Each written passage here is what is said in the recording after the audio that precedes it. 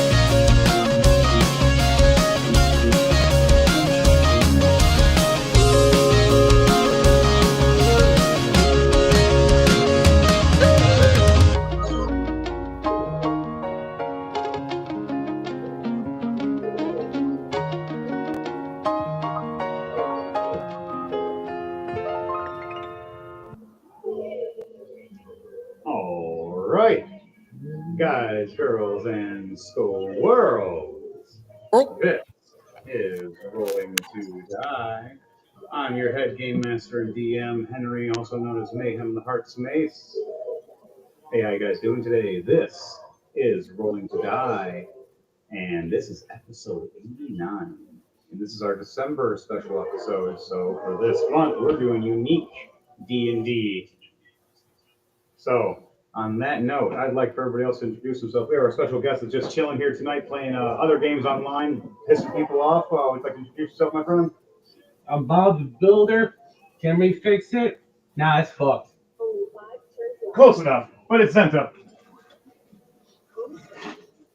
And then, last but not least, our head DJ. All right, himself. DJ Thunderbase. You know what's funny about that? That was literally the last page of my one DM book for 88 plus episodes. And now we're on a new page, the new book. And start this all off. This is going to be fun. Oh, wow, I already started this page off somewhere before. All right. Episode 89. Gundam. And real quick before we start, you can also now find the new Christmas album called Christmas Feeling, available on all streaming platforms. That's awesome. And I'm being Heavy Arms. And you're Shenlong. And also, I had other ones, so I'll be also doing Death Sight while you are Star Master. We also had our other ones, so we'll set those up. And the other guys that people will be joining us later when they are free and they have time. Some people are right now doing some movie business and some voice acting somewhere else right now. The rest of the guys, girls, and squirrels, if they join, it'd be awesome. If they don't, hey, they got something cool to watch and learn from next week, because the rest of the guys will be here next week for more stories for our next episode of Gundam. This one is our special for SD Gundam. And next week will be our full-on Assault Gundam, which will be actual full Gundam parts and characters. That one's going to be really big, because that's going to be a 2-week special. This one's only a one-shot for tonight, though. And I hope you guys, girls, and squirrels are ready. But before that, does anybody know what we did last week for Rolling to Die? Well, we had a lot of bugs. A lot of bugs. A lot. And at the end, we ended up in the Fey world. Yes, we did. Our whole team and party of the Doom Saints, now called, are now in the Fey realm. There we go. That fixed the camera. Now it looks even crazier. Okay, on that note, guys, girls, and squirrels, this is called Rolling2Die. And before we do anything else, we always start off rolling 2d20 to find out how our days go with our characters and to start off of our pilots. 18 and 8. What was that, 18 and 8? 18 and 8. Ooh, nice. All right, I got to pull a bunch of stuff because for some reason, all my things went to default at the exact same time. There we go. Move all the extra dice. I want my mayhem dice. A 2 and an 18. Looks like we both said 18. Looks like the nice number is 18. The nice number is 18, guys, girls, and squirrels. And I just rolled for everybody else. Yes, this is brought to you by the number 18.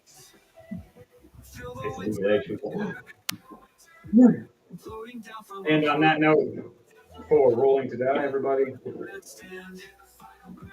the premise of last week was the Doom Saints finally cleared their name with the Dwarven Keep and their kingdom, with the new king, Deadaxe, sitting at the throne and stating what they did wrong while Slamhammer stood there with the Executioner Hammer. Because the Deadaxe is usually the one with the Executioner Axe, but you know what? They switched it up this time. Now this one's the king and this one's the Executioner. Oh no. And let's just say Slamhammer is a lot more of a messy executioner than Deadaxe. Oh yeah. It's like that guy that used to squish watermelons. People had to throw a bunch of clear plastic all over them to make sure they don't get splattered. Because boy howdy did he splatter that elf's brains over everywhere. But he deserved it. And Mayhem, Valnir, Verlin, Zenta, and the rest of the gang, and Lunal spoke their piece.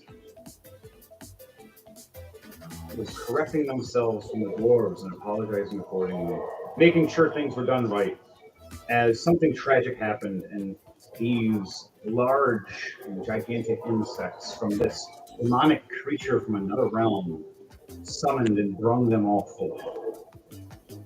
As they swarmed the rest of the dwarves, as we got as many as we put out safely, as Thordak himself brung back all the rest of the dwarves that were slaughtered and slain through the mishap of the doomed saints on the mountain. They were all brung back in front of the new entrance of the mountain, which happened to be the entrance to where the Fey realm was. After all the rest of us vacated and took down the entrance to the mountain, we filled it and flooded it with water and froze it, turning the whole mountain into a giant ice ball inside. Anything that was living is not anymore, and it's now a giant insect sickle. You guys defeated the Hankenstein also got sent somewhere else. Hankenstein did. Hankenstein and his companion got sent to another area on the world. Let me tell you, they weren't happy. But they were happy he wasn't going to be executed by his son and his nephew. So, he got sent back to one of his old keeps, Hankenstein, and regrouped, now trying to find a quest to hunt and find Mayhem, the Heart's Mace, his son, and his granddaughter and grandson. Finally have that family connection.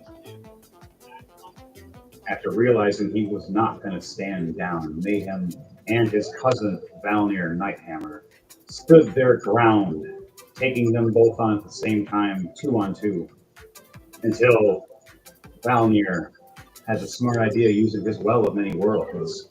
Instead of executing his own family member for just following a job, and instead of helping him and sending him somewhere else instead. We all ended up in the Fey world.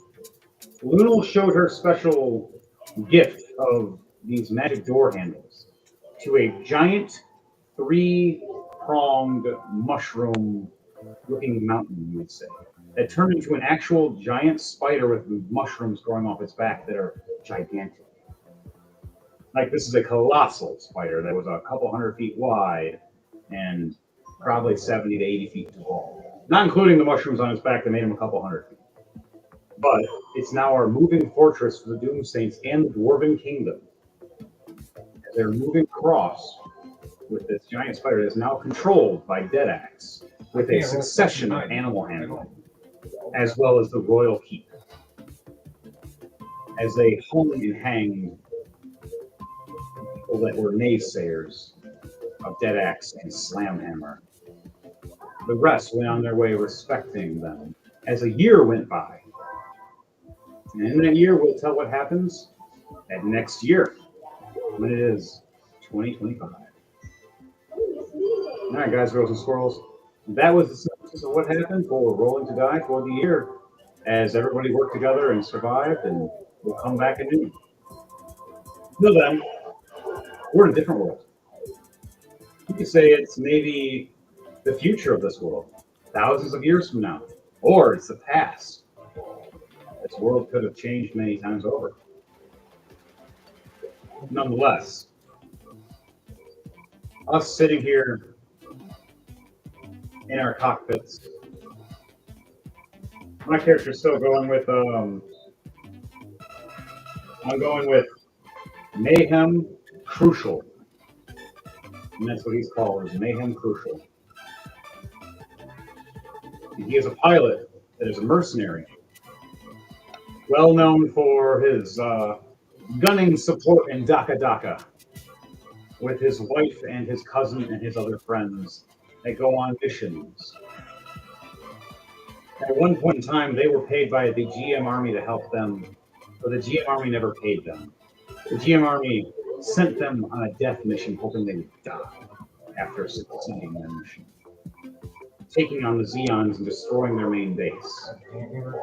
As we landed, what is your character's name, Devontae, for the story? My character's name is Damon Cross. David Cross? Damon Cross. Okay, Damon Cross. All right. Damon Cross. And I am Mayhem Crucial. Other one. You went past it. Come on. All right. Mayhem Crucial. Damon Cross. Lunal Crucial. Get word from a Zeon commander. Circle. Commander Come on. Char Devro. That's what we'll call him. Char Devro. Char Devro's commander calls on a private line to our mobile suits as we're flying and heading towards their Zeon base to eradicate them. We hear Damon, as you're flying with your Shenlong alongside Heavy Arms, Death Sight, we get a call. Now, is your character the one that answers it, or do you want Mayhem to do it? Because Mayhem's the point leader.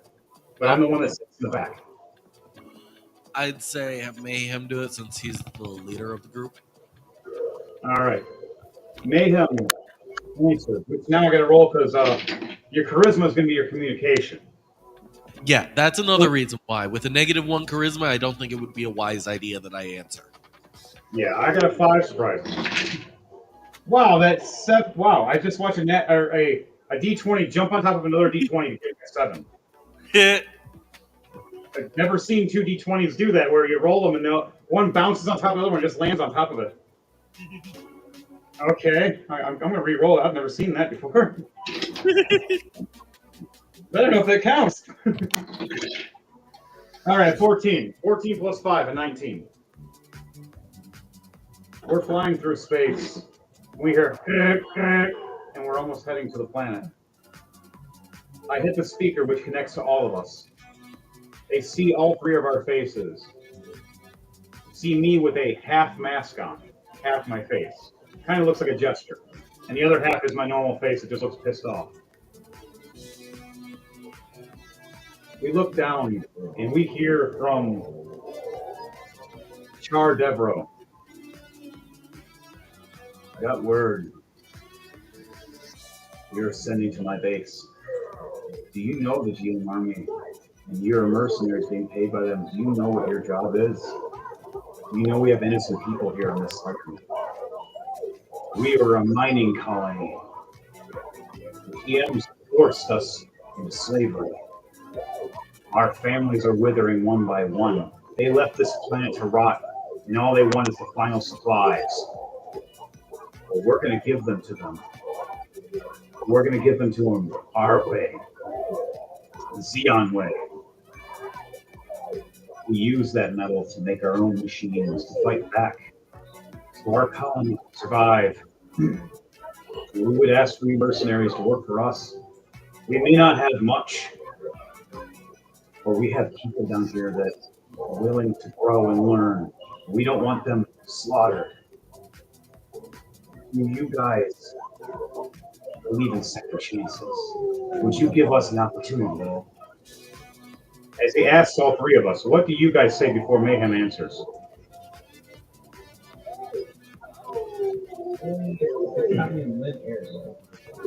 What do you say, Devontae, as Damon Cross, as you hear this?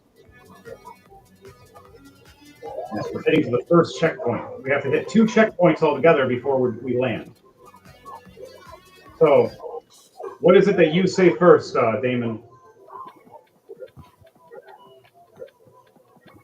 As he asks this about helping them instead of destroying the Xeons, aiding them, as the GM army has lied and used everybody to gain their resources for their own personal army.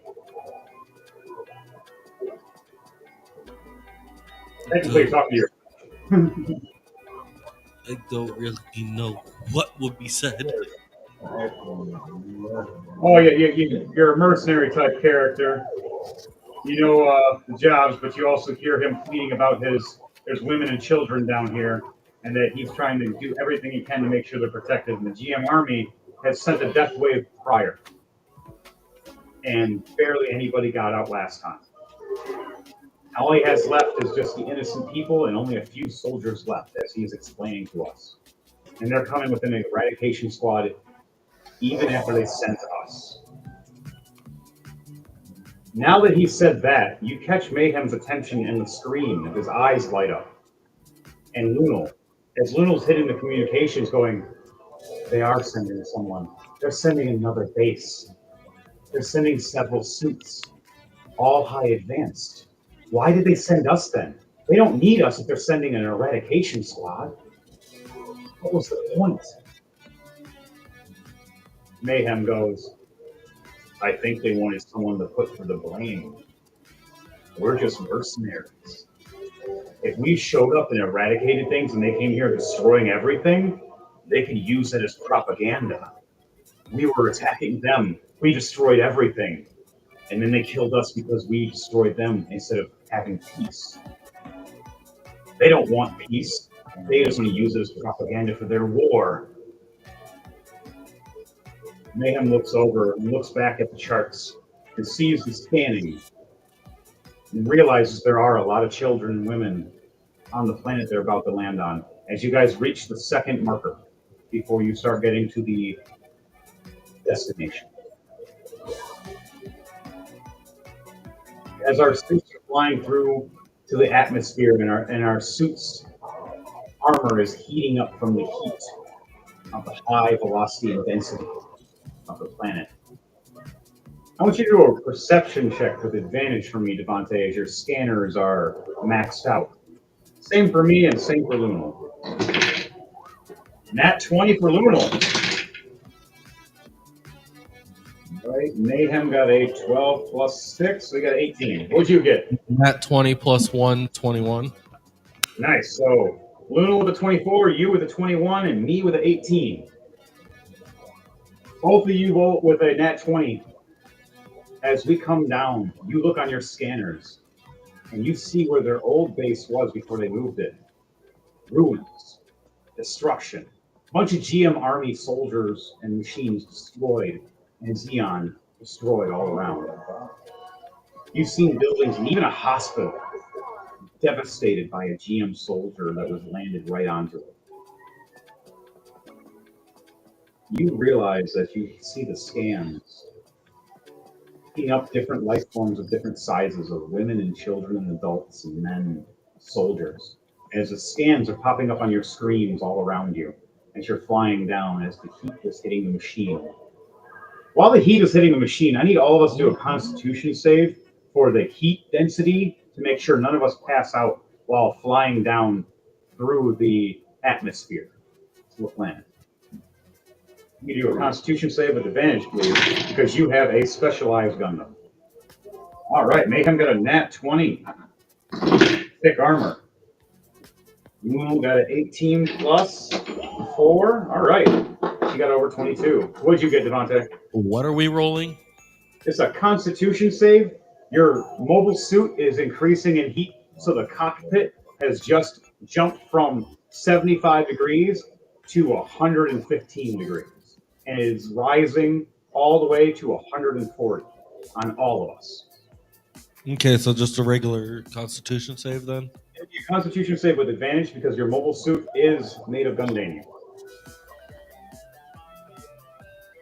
12 plus 6, 18. 18 is a succession. You needed at least a 16. I say, fuck it, choose who fuck you over. I know he has a blue belt. She can still ball. So, you land as your suit heats from a green, it turns to a green back, but it's originally a dark green that looks like it would be invisible in the forest or in space. But out in the desert, you're kind of noticeable. But your suit when you first land is a bit red looking at first from the heat, as well as Mayhem's. Even though he was originally bluish purple with his mobile suit, it looks a lot redder right now with the heat. And same with Lunal's, even though hers was all black. The wings open up and cool down the suit. And she has the highest armor rating out of all of us because she has the Death Scythe Hell defense wings.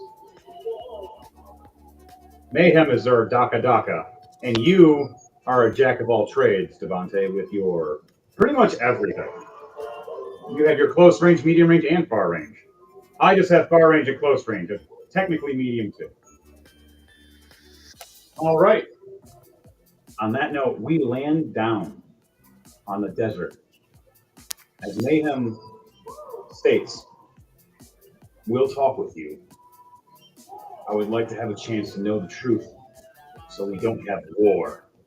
As his mobile suit lands down, towering over one of the decayed Xeons that was left standing but damaged. Mayhem looks over with his suit and scanning. Oh, right, a 19 plus 8. He sees the army waving and trying to contact.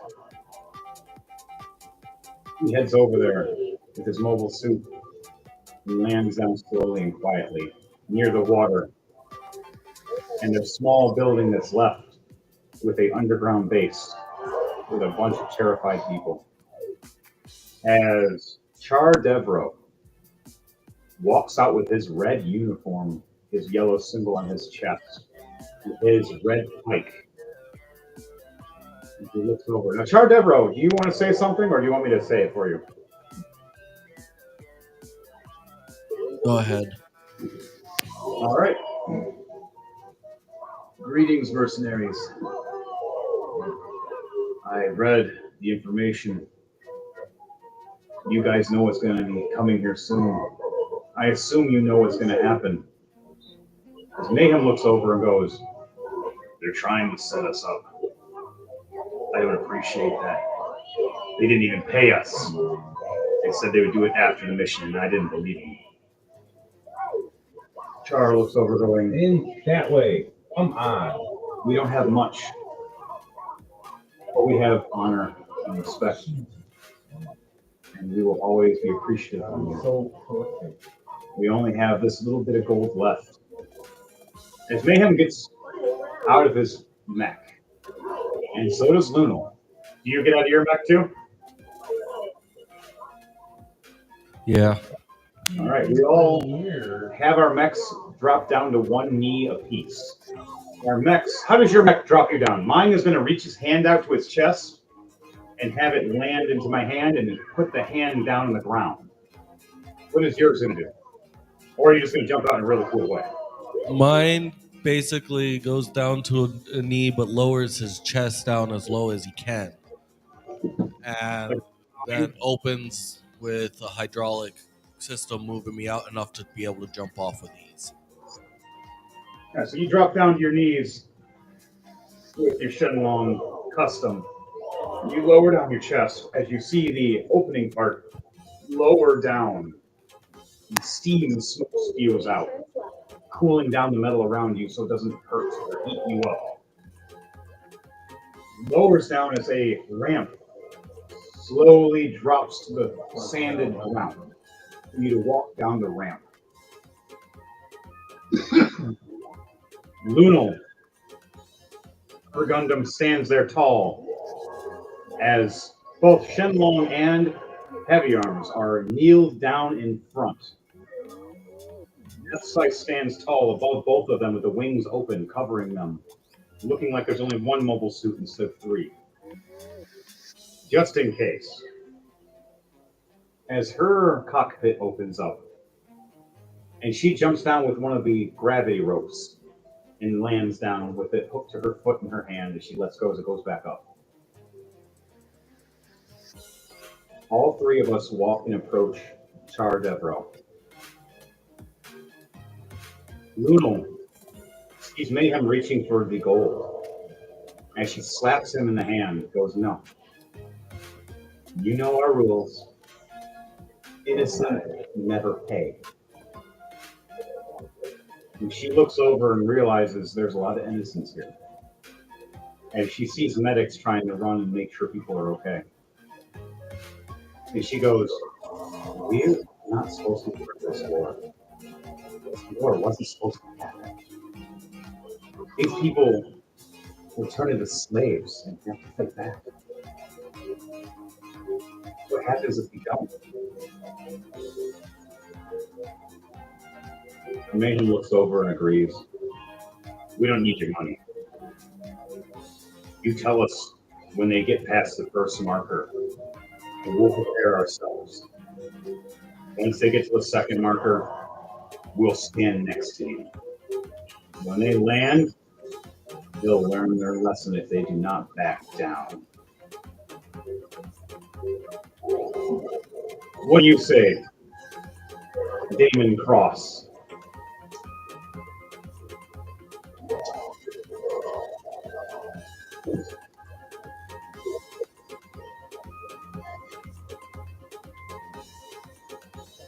Devontae, he was Damon Cross. What do you say when you walk up to Char Devro and to his couple soldiers that are left? I'm confused because I can barely hear it. I don't know what's going on. You can barely hear? A little bit. The background noise makes it a little difficult. You turn it. I don't think that's loud. What are you hearing? You keep fading in and out. Oh, it's because I'm turning my head. That's my problem. I'm turning my head. All right, so you see Char Devro and his there's three of us. Four. Only 4, 5, 6, yeah. 6 or 7 soldiers left, plus a couple that pilot vehicles. They're all patched up and messed up. I want you to do a perception check to see how badly you see his crew. Is that cool water then? Yep. All I have to tell. A 7 + 1, 8. Fresh. Is that with advantage? That was just a straight one. All right. You have advantage for 2 more turns because we both got an 18. A 13 + 1, 14. So that one I can work with. With a 14, you look over and you see one soldier completely missing an arm. Like it's just been patched up and it's been like carterized. You see it wrapped up and he says, "I can still fire, sir." That's my jerk arm. Right? That's the arm I got lost. He goes, "Sir, that's the one. I can still fire. I can still use my eyes. I just can't do the piloting anymore." Char looks over and goes, "Can you pilot the tank? Can you pilot our base?" "Yes, sir. I can push forward and fire the cannon." As he looks over, going, "All I need you to do is do that for Xeon." "Yes, sir." As he runs past and gets into the giant, orange-looking tank. You look over, and this one's for you, Dark Trooper. I know you're listening. You look over and you see this tall, 6'4", 6'5" man. Looks like a giant, like burly bear with a bunch of ribbons on his chest from war. As you notice, he smirks at all of you, going, "Custom suits, huh? I got a custom suit too. It's a dog. And right now it's in the sand until we need it." He smirks and smiles and he goes, "I'd like to battle you guys one day, but I'd rather stand and fight next to you right now if that's possible, please." He smiles, this big giant grin, and these cool aviator glasses shining the sun from his eyes. Wearing a bandana symbolizing his team. Long black hair and a long black beard. You see a couple other soldiers. You see a young woman with red hair, like Mommy Pyro. Angry, looking over going, "I need my 2 soldiers with me. Where the hell are they?" As 2 guys run up there, twins. Freaking out and running up to her, tripping on the sand, going, we're here, sorry." Finally, you see a chunkier man. No, not one more. You see a chunkier man with a big cloak over his head and a big beard, holding a dog. You swear the symbol on his chest is a llama. As he smirks and goes, "I like my Zaku's, and I get my dog in there, and I got all the firepower for us. You need some weapons? I got the weapons. My name's Llama, by the way. I'm here to help. You need any kind of weapons or styles from your mobile suits?" As he looks over at Mayhem's heavy arms and goes, "Never mind. Holy crap, you got a lot of weapons." And he looks over at your mobile suit, Devereaux, or you as Damon. He goes, "Where are your guns? Where are your weapons, man?" As your weapons look hidden. Your mobile suit just looks like a solid mobile suit with a stick until it activates.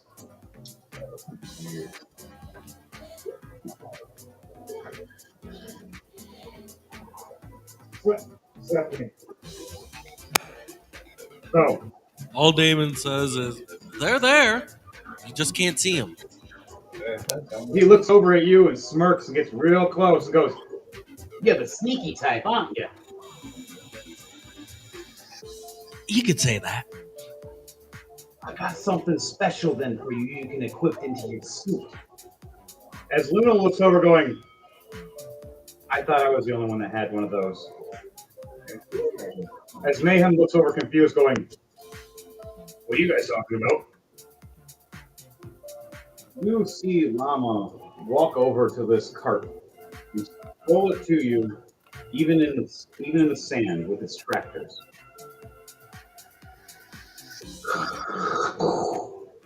He opens it up, this cloth over it, and you look at it, it's an adapter to any kind of mobile suit, a universal stealth system. It allows your mobile suit to go invisible until attacking. And when someone attacks you, it also gives you a chance to disappear and they can miss you. It's an actual thing that Gundam's mobile suits have. I have in a lot of my video games. I usually give one to your character and one to Lucy's character. So people can't hit you that easy. My character has a zero system. So once it goes to zero, I unload everything on everybody. But for you, he smiles and goes, I think you like being up close, don't you? You're a personal type, aren't you? Yeah. I can get up close, but I can also work from a distance. As he looks up at the dragon arms across your arms and your shoulders and goes, do those extend? Oh, they do more than just extend. As he gets a little closer and starts looking at it, Luna laughs and goes, you're going to get burned if you get too close, honey. He blinks and goes, you have extending hydraulic clamp dragons with flamethrower attachments. Holy shit! And he steps back and actually falls into the sand for a second. His shock of array that you have a machine that's literally meant to kill other mechs and their pilots at the same time. He looks over going, I'm glad you mercenaries are on our side now. Holy crap, my mech couldn't handle that. Even Char Devereaux looks over going, if that attacked any of our suits, we would perish instantly. Mayhem looks over going, yeah, only the very advanced can withstand his hydraulic press with those dragon mouths. Once they bite, that's about it, man. They're hella tight. And then when he really wants to, he'll bite onto you and heat up the middle. And whoever the pilot's inside is going to get cooked alive. And it'll weaken the metal so it can cut you in half. I've watched him do it to several other pilots. I'm glad he's on my side. Even though my character has a lot of armor, he doesn't want to risk that chance of having himself being cooked alive in his own suit.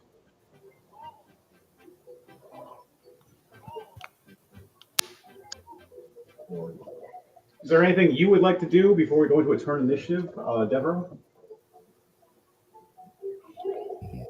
Not that I can think of.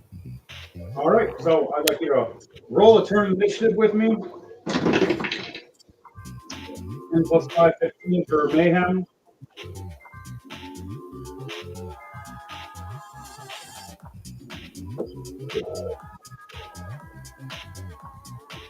What did Luna get? 12 plus 3, she got a 15. I got to do rollies with Luna. Luna got a 4. I got a nat 20. Figures I got a nat 20 now. I go first. I got a 20 plus 7, 27. That's beautiful. Definitely going first. Okay. So that does mean you go first for the actions. Char Devereaux walks up to you, Damon Cross. I heard you're the specialist. We have support, a specialist, and then just a straight up tank, which surprisingly, Lunal's the tank. Which is backwards, because always Lunal's usually the healer and usually the distance type. But this time, Lunal is the tank. You are the special assassin type, and I'm just the support Daka Daka. He looks at you going, I have a mission for you and all others. Would you like to accept it? As he looks at you with this cold look of fear. Do tell. What is it you need me to do?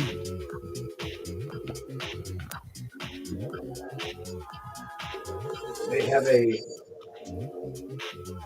neck. They stole things. Dark red, black.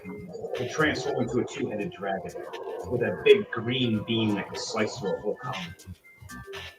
We call it the Ep.89 system. We would drop to zero just like Mayhem's over here and destroy everything. Heard a lot of people. As the big guy, Dark Trooper, walks up, puts his hands on your shoulder, which, by the way, Damon, his hands are so big to you. When he puts his hand on your shoulder, it covers your whole shoulder and part of your chest. And he looks at you and goes, you need someone to cover you? I got some distance and some close range, buddy. As he smiles, Dark Trooper looks at you. What do you say? My Golf custom and your Shenlong custom, while the rest of these guys go for their assault. That should be a piece of cake. I don't see why not. He smirks at you and smiles and goes, I've always wanted to take out that damn base. He smirks. I'm going to do it. And there's a pilot that I've been wanting to take out for years. That damn gun cannon. I'm going to get him for what he did to my friends years ago. As you see Dark Trooper smirking at you with his aviator glasses shining in the sun. I'll leave that one to you then. You have fun with that. Char Devereaux looks at both of you and goes, that settles it. You two go after the red mobile suits when we get to the battlefield. You see Mayhem look over going, I'll have you support from the back. Just stay out of my way. I'll warn you if you're in my path. As everybody looks over with the fuck, as Lunal goes, please no accidental family kills this time. Hey, when my hatch is fully open, you better get the hell out of the way unless you're tough enough. As Lunal smirks and goes, I'm the only suit that can withstand that. As he just shuts up for a second quietly as his wife pats him on the head. She tippy-toes to pat him on the head. As he bows down a little bit quietly. Char is more interested in talking to you than to Mayhem, as he's worked with Mayhem once in the past. He goes, now Damon, I am going to join the field later. I'll be on your guys' side. They are bringing something, and it's 8 parsecs behind their ship.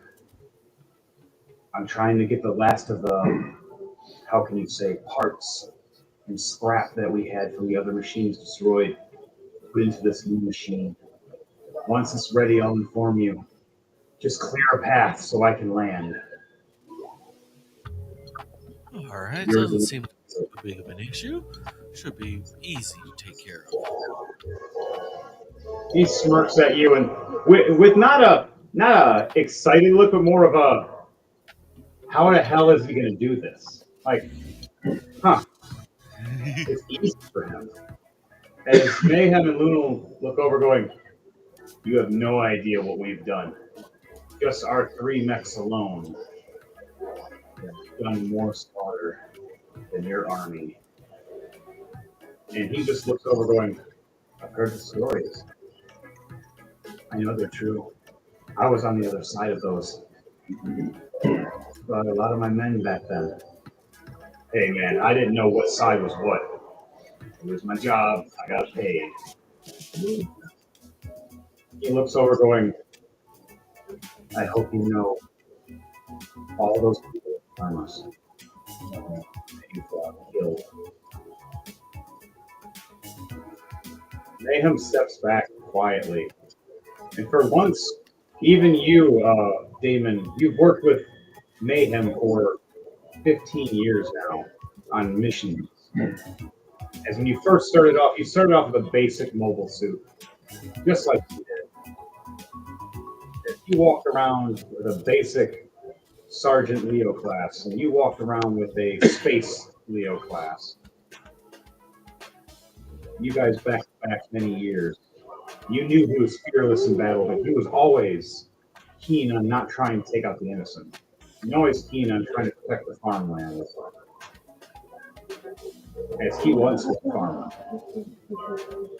And you see in his face, instead of arrogancy or proudness or strength, you see fear and something in him that you've never actually seen before, tears. As you realize he feels the pain of it, realizing he took innocence and he shouldn't have.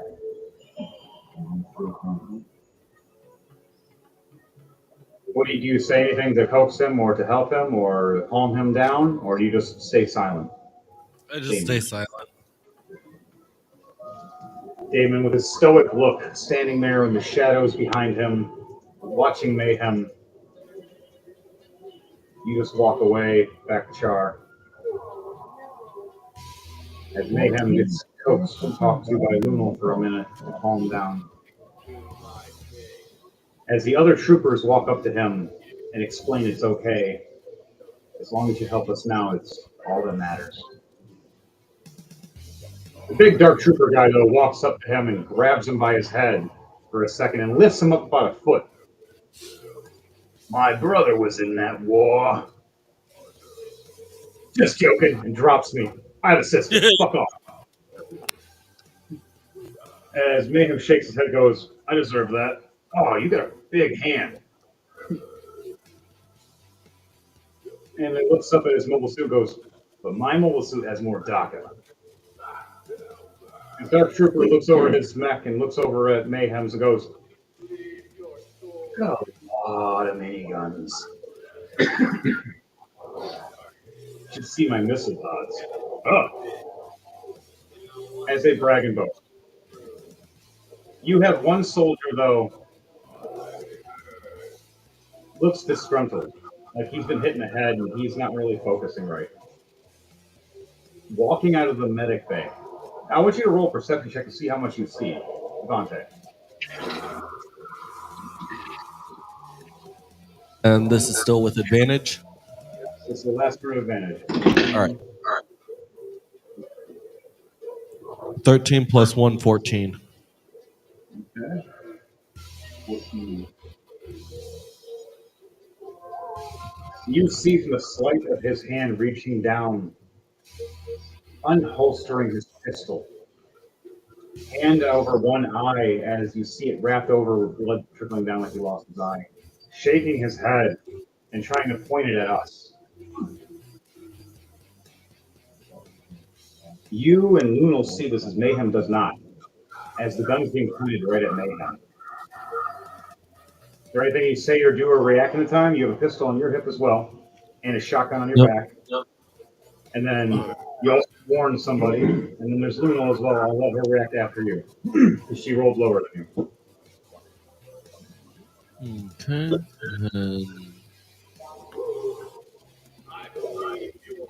I will shoot my pistol aiming for the hand. Trying to shoot the gun out of his hand? Yeah. All right. Roll an attack with advantage. You're catching him off guard. He is fixated on shooting me in the head as I'm about 15 feet away, and he's just raising his gun up, walking off, and all messed up. I'm not looking. 15 plus 9, 24 to hit. 24 hits. AC with a 19.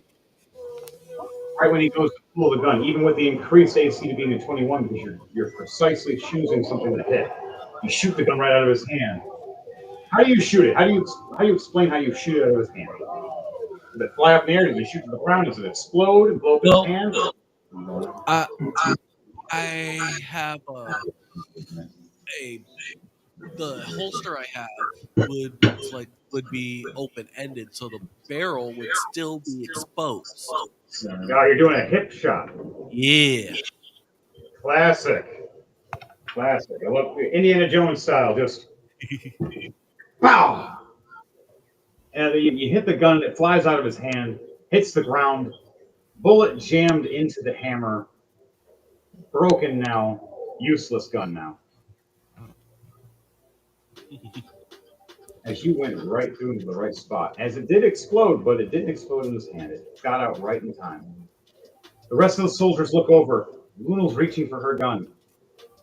Hold on, soldier. Hold on. White. They're friendlies. And you hear him say, "Kill my family, you prick. I don't care about what armies, what," as he pulls a grenade out. I'm going to give each one of you a chance to react because you have a 27. I have I have 2 attacks per action, so I could shoot What is your again. second attack? As he's pulling a grenade out and raising it up as he pulls the pin from right here. At this time,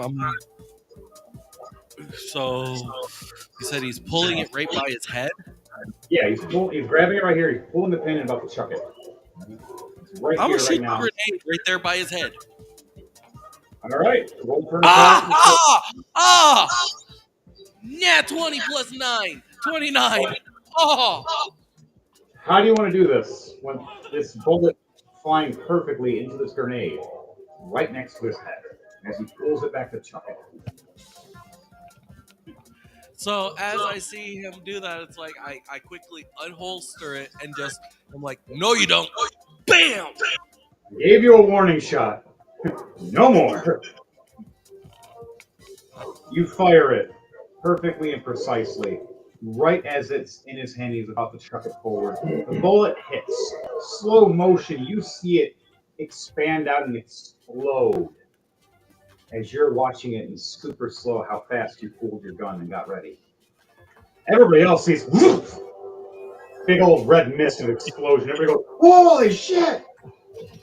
As the nurse going, "He wasn't mentally right. He's dead." But, well, he wasn't mentally stable anyway. Sorry. I looked away for 5 seconds. More like 30. Shut up! So, Char looks over going, Mayhem is kind of wanted and hated by every army. Mercenaries like you guys usually aren't looked good on because you always jump sides for pay. But he was the worst until he met Lumen here, which I understand. As his wife walks up to him and holds his hand as it's the medic. Your suit's almost ready, honey. She's not just a medic, she's also a techie. And she goes right back down to the other door instead of the medic office and heads downstairs to finish the last parts of the machine that needs to be done. As you see Llama getting his hover carts ready, loading in some armor and parts you've never seen before. Would you like to do a perception check to see what those parts are as he's trying to load them in?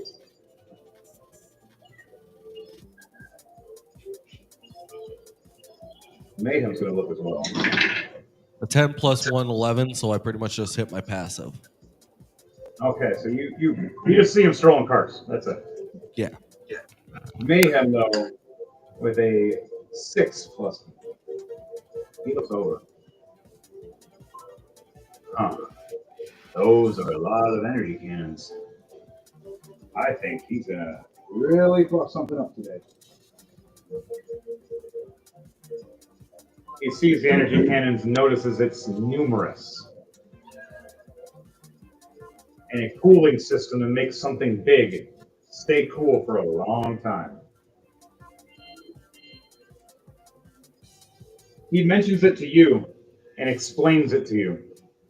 You know how your cooling system for your dragon arms are? Yeah. Times those by 10. Oh, geez. Yeah.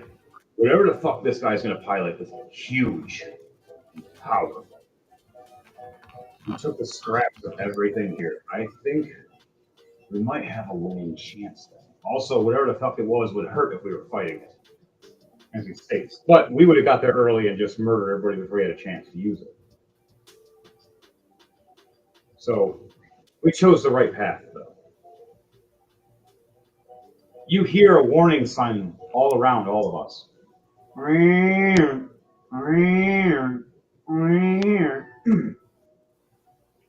First passway has been going, sir. Blockade has been shot down.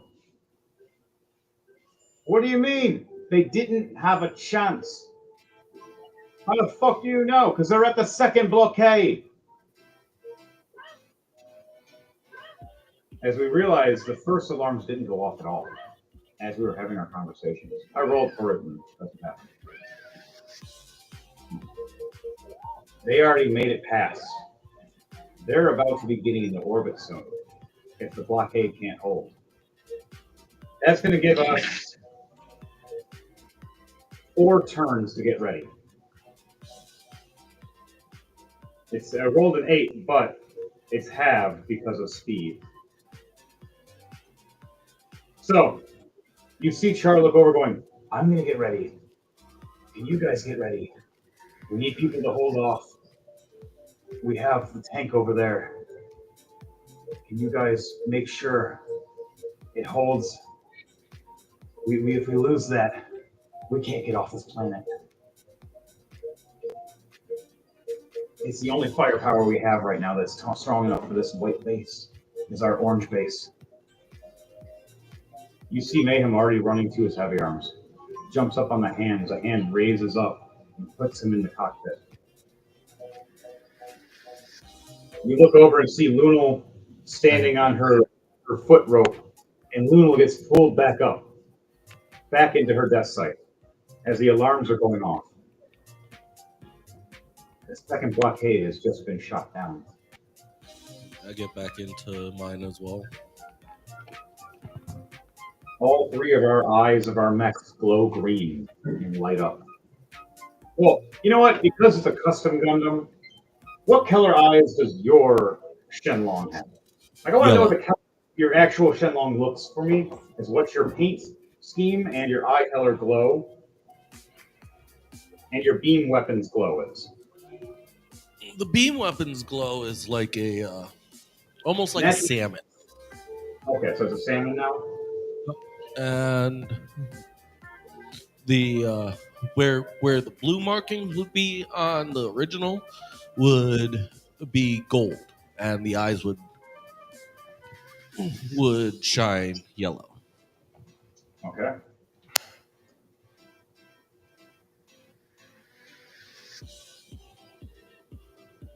So the eyes shine yellow and glow. What color body fully? The main base of the color is originally white, red, and gold.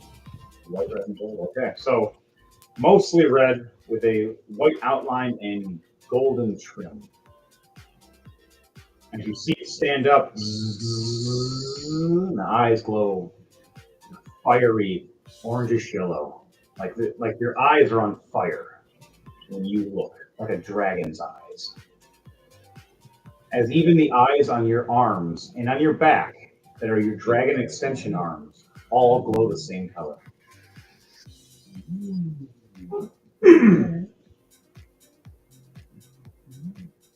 Lunal opens up her wings even more as the black and green outlines show. You see the green eyes glow more as her sight ignites with a green beam. And on her arm, you see small shotgun-looking guns on the arms built in, just in case for a little bit of medium range. And she still has her shields that she can shoot at people with their beam blades on them. And then her Vulcan guns on top of her head, of her mobile suit. Mostly how you see Death Scythe is all black, but this one's really black with the green outlines and a little bit of silver. Glowing green eyes.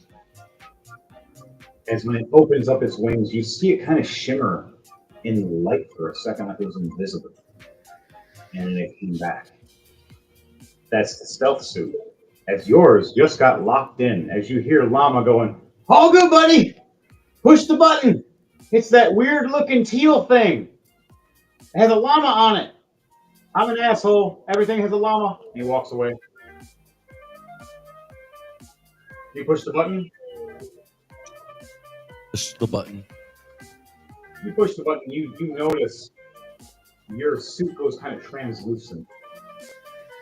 Like, you notice the eyes glow more, and instead of it being like just like normal invisible, it's like a reflector turns on around you. Like you became what's around you. You look like the sand now and the air. Because the only thing that's a hint is the fiery eyes that anybody would think that just look like fireflies or something moving around, depending on the distance. Mayhem's mobile suit finally stands up. Mainly, originally, the Heavy Arms Customs mostly blue. We don't make it purple, royal purple, dark. With green outlines instead of those light blue ones. Green eyes. And you see all the DACA. Double miniguns on the right and the left arm. And then 2 double miniguns on the left and right shoulder that have special mechanical arms just for raising poetic turrets. You notice a small shotgun on the back of his back for just in case, and then a backup beam sword, which glows purple.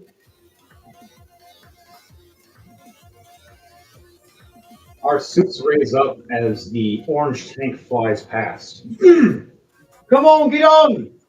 You see Mayhem jump up, which I need to do athletics or acrobatics now with my mobile suit. I get a plus 11. 14, so 25. I jump up, spin around, and land right on top of it. Weapons all out, target system open, and specialized mask goes over Mayhem's heavy arms suit as a half-clown mask, targeting everything. Where do you position yourself? As it is on the map already, on the left? Or, sorry, that's the right side. Where I'm pointing, or or do you want to put somewhere else? Because we have 3 mechs in front of us. They're heading forward. 1 inside, which is Dark Trooper. And then we got a plane flying right above with our tank. And we have Llama. Be right where you've got me set. All right. We're going to be moving through the sand, heading to the destination of war. Whoa! We're going to be doing survival checks to see how successful we get there by how speed. What is Mayhem's survival? First one's a 12 plus 6, 18. Okay, 18. Success. Oh, wow. Mayhem and Luna both got nat 20s. Nice. I rolled the green and the purple dice, and they both rolled nat 20. That is beautiful looking. And they're the eyeball dice, too, so they're both looking at me. We succeeded, but what about the rest of the crew? 2 of you failed. Oh, those guys failed. All right, we just barely succeed, as most of the guys failed except for the tank and us. And our trooper, he succeeded.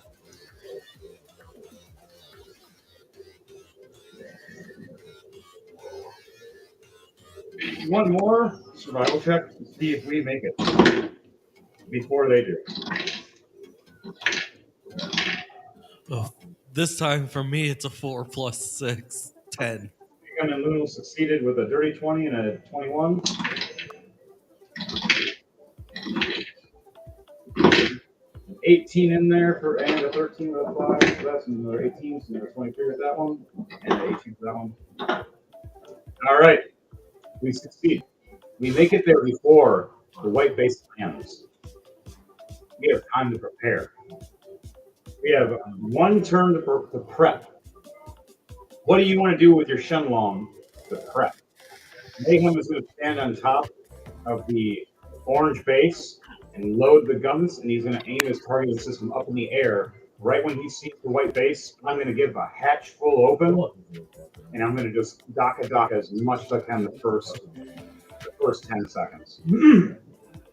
Unleash my payload and hit the reload. What are you doing? Alright, I'm going to...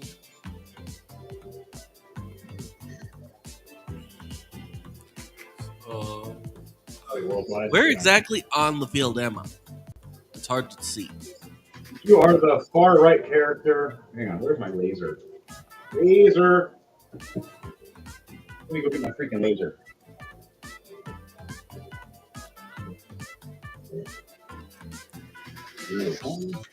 Give me stats, please.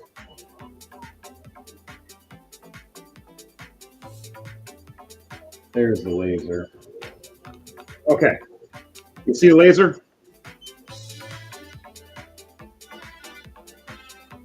You are right here. I will pull you up and show you see. Right here. Look at how cool you look.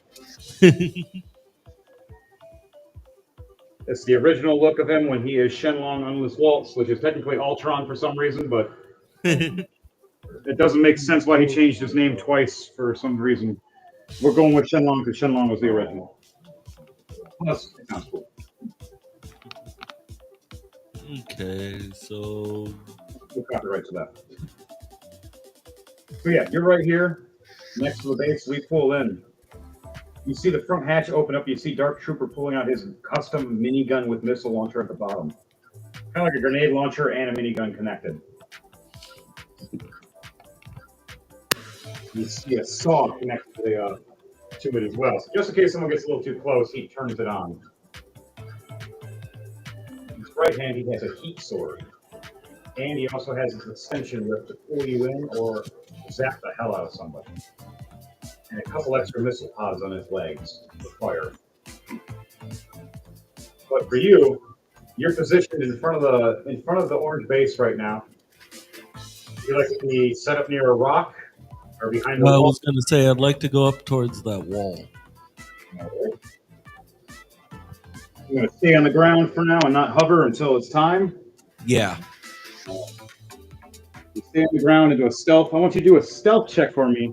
Because of your succession of making it and your suit having a stealth suit, I want you to do it with advantage, please. Oh, so a straight roll for me. Yep. Because I have a natural disadvantage with stealth. Well, then straight roll it is. 7 plus 7, 14.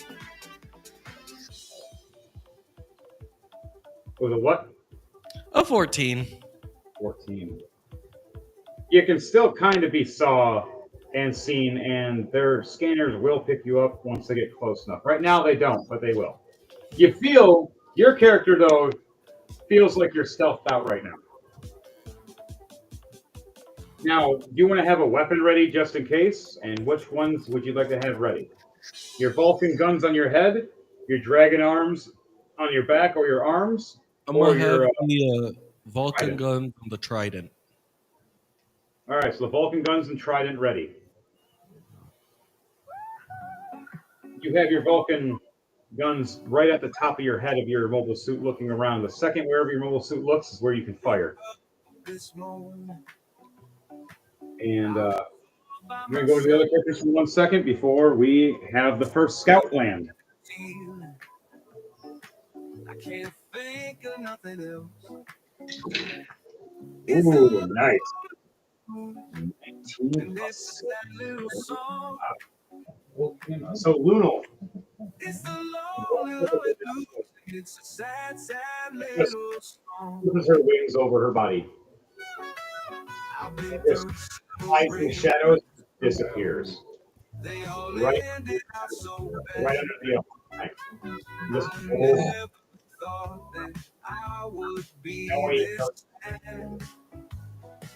the three suits ahead hold their position in front of the tank's defense. All right, they succeed locking and loading their weapons. Want to see here, good man. 15 plus 6 at 21. Good job. He is loaded and locked and loaded. Now for the tank.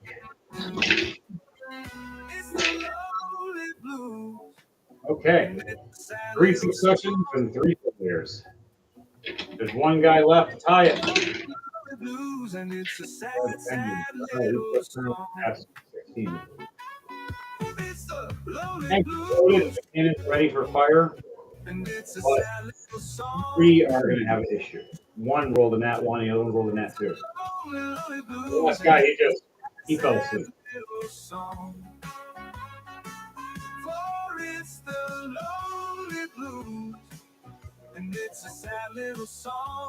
So, now, for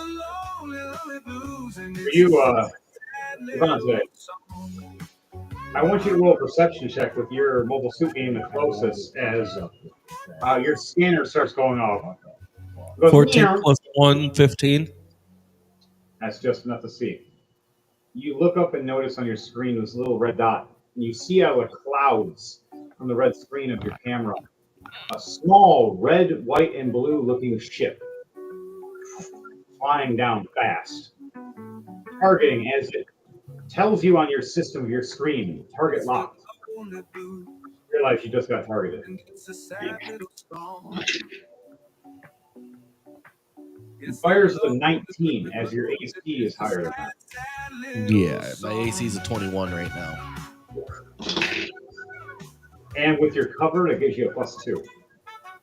You're at a 23 right now cover. He fires again with a 21 and misses. Fires again with a 20 and misses again. All pissed off. All these rounds around you and a couple missiles hit the wall. As you look up. And now his turn is over. He doesn't get a chance to contact and warn anybody because he used all his turn to try to kill you. You have a chance to make it still stealthy. And it's your turn with a 27. What would you like to do? I am going to fire back with the Vulcan. All right, Vulcan guns are going to be a 15 plus your d20 roll. Okay. And because of the position you're in, you have an advantage because he is flying right at you. And you said it's a plus 15? Yes, 15 plus Okay. your Okay, so 14 plus 15.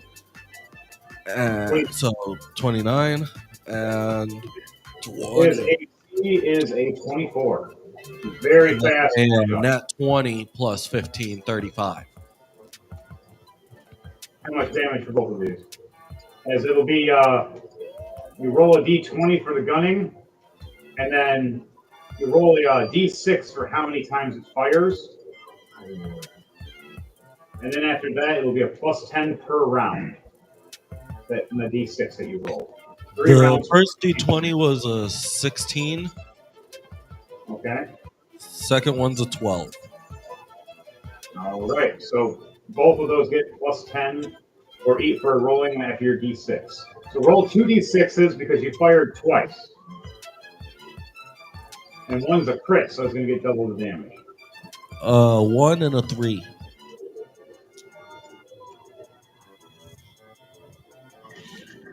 All right, 1 and a 3. So one fires successfully once. The other one fires 3. So that's 30 plus. And the other one's 10 plus.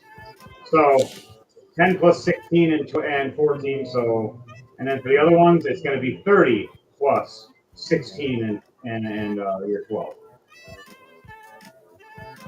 So, first of the night, how do you want to do this? As you just shredded this fucking plane coming at you and your Vulcan guns going from each time, just right into the windows of this guy. He's just flying and going, I'm going to get you. And you're just, how does it look? How do you do this? I pinpoint the location of where I saw those the laser's coming from, and so I just aim right in that exact direction and just go, eat this. Fire. You do that, you turn in your cockpit, you pull the trigger, and it stakes fire right on top of your screen as your Vulcans just boom, boom, boom, boom, boom, and you can feel it in your suit. Even though you're in the middle of the suit, you can feel these guns firing off on the top as they're high calibers. You purposely were given bigger calibers for your bullets on your guns and rounds and for your barrels because Mayhem upgraded you a little bit higher because he was like, you only have these for distance. I'm giving you some good shit. They ripped right through this. What's the last thing this pilot sees before he dies? What do you have him see? When he sees a bullet or a shattered glass or an explosion? How do you rip his plane up? Well, since since the invisibility stops after I fire or attack, through the broken glass, he just sees my mech waving at him as he dies. What the? Yeah. The devil will trip on him. Deserve. So, you watch this plane. Now I gotta roll to see if the plane's still gonna crash into you or not, or crash to the ground.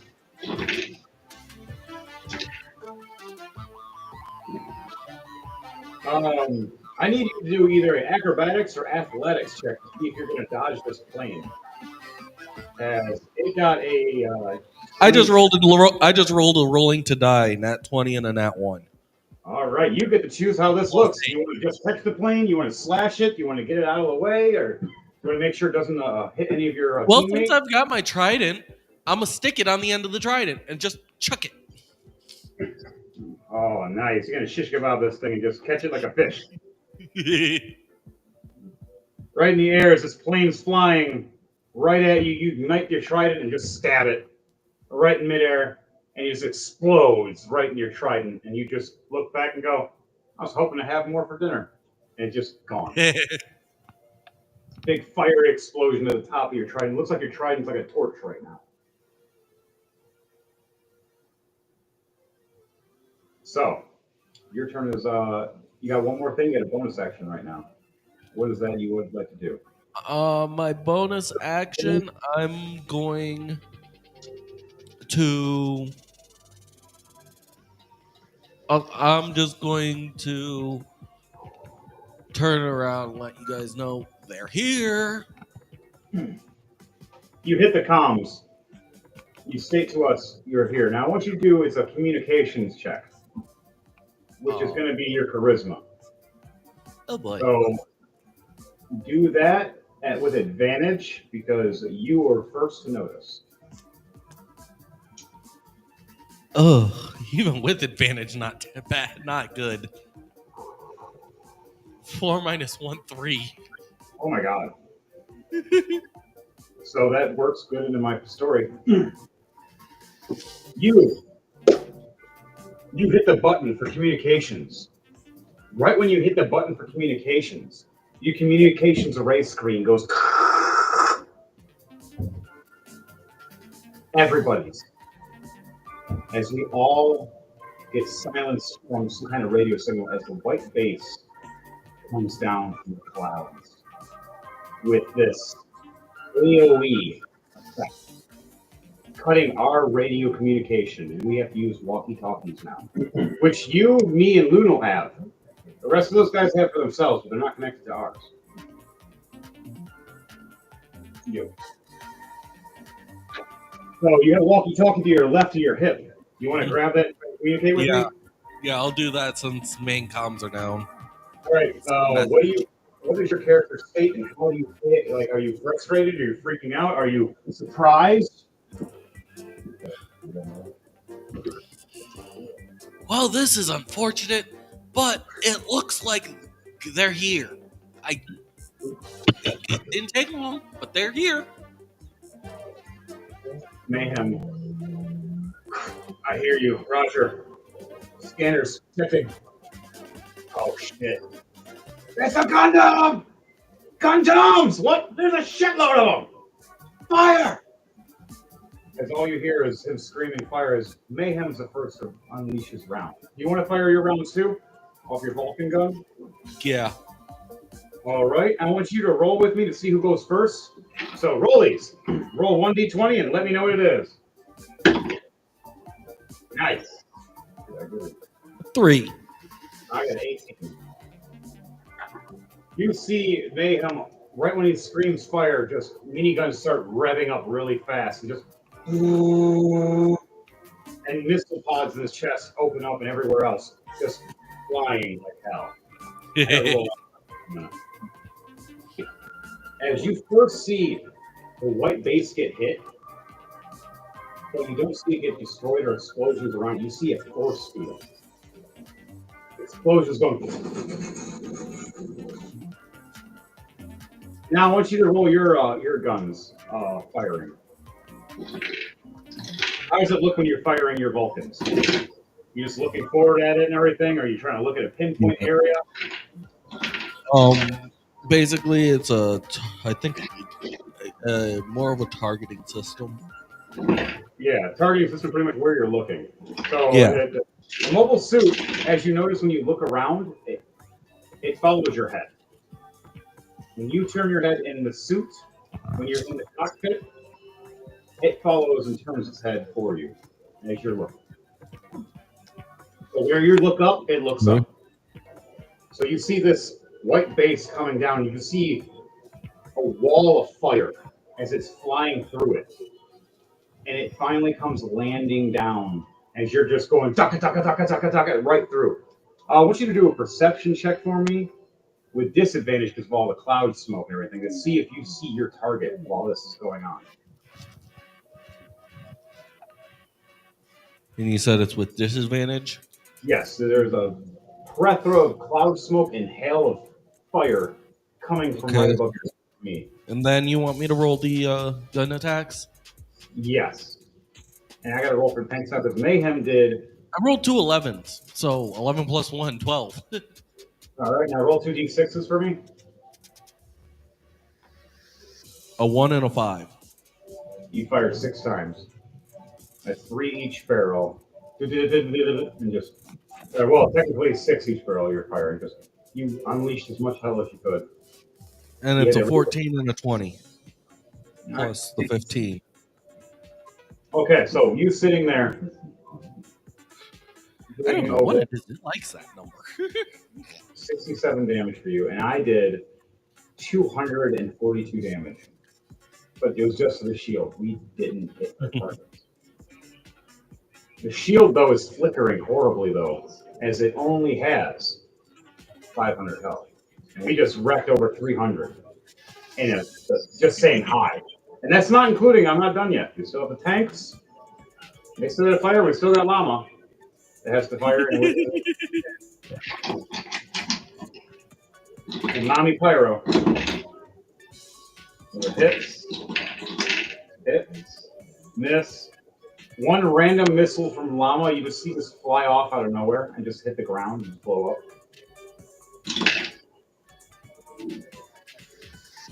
You hear loudly from a speaker, though, because Llama hooked speakers up to his Zaku. I don't know if you guys can hear me, but I can't use my radar. Can anybody hear me? You know, it's not a bad idea to turn on our speakers in our mechs, as Mayhem thinks about that and talks on his for a second. You have your speaker on yours. Do you want to use it, or do you just want to keep yourself silent? I'll turn mine on. You turn yours on. So do you have communication? All right. So when you speak, you want it to sound like you or customize like a scary dragon robot guy? Depending on your choice, you can just switch a button. I'll just go with the dragon voice right now. All right. So I also want you to explain to me what your cockpit looks like. And also, is there any memorabilia or anything that you have just hanging there to remember things that's like makes it unique to you? So explain your cockpit to me, or do you want me to explain mine first so you have an idea? I'd say explain yours first so I have an idea. Otherwise, I'm just going to say a basic. Yeah, I got it. So, standard.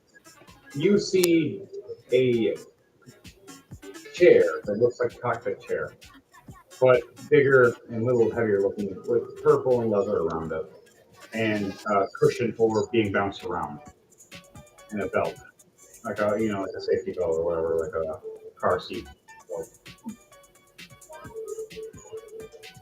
You see numerous screens, one big one in the front, and then ones in the sides that are smaller all around, and one or two in the top and bottom. You see where the feet are pedals, different ones. It goes forward, left, right, dodge, and shift around. You also have the handles where cockpits like a gunfighter shifting around and moving. And they sway and move with you a little bit, kind of like Big O in a sense as well. The whole swaying the cockpit punch. I added that a little bit in there to have a little bit more movement. A keyboard or anything else unique that'll pop up in front of you. For Mayhem, it's like a one of those glowing ones that just pops up hologram. You can type when you need to, if you need to, or push certain buttons and it goes away. Yeah, I'm gonna just say mine's a basic one. You see a little bit of memorabilia and a symbol of pictures and everything in the back of the chair of Lulu and Mayhem, their first meeting with their suits and hanging out, and pictures of you and him growing up and fighting from the mercenaries to the militias to whatever else that we grew up with, to our desert look, all the way to our night look. I even had Mayhem has this cool little just down picture of each custom look we had of our looks, and then our suits right next to it as they've evolved over the years. He likes to keep memories of each one of you guys before, just in case he dies. He wants to look at something. And besides that, a small mini fridge that's locked up on the side of the door for packages. That's what his cockpit looks like. So what does yours look like then? You want to explain how any uniquest colors or glowing lights? Mine that's like a green tint with a purple occasionally.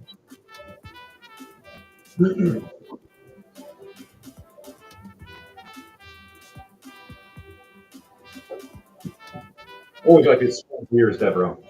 Your contact.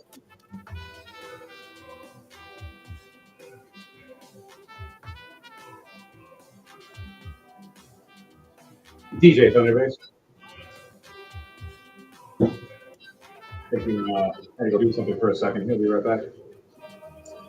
On that note, What's up? I was asking, what does your cockpit look like now after explaining mine? I said mine's just gonna be a basic one. All right, so in your basic one is just mainly like a green or gray cockpit chair. Yeah. Black, red buttons. You have a keyboard that sways around in front of you and then sways back so you don't fly into it or hit it if you get jerked around. You get a seatbelt lock. It's kind of like a NASCAR seatbelt lock. We're in the harness where you don't get thrown around if your Gundam goes upside down or something.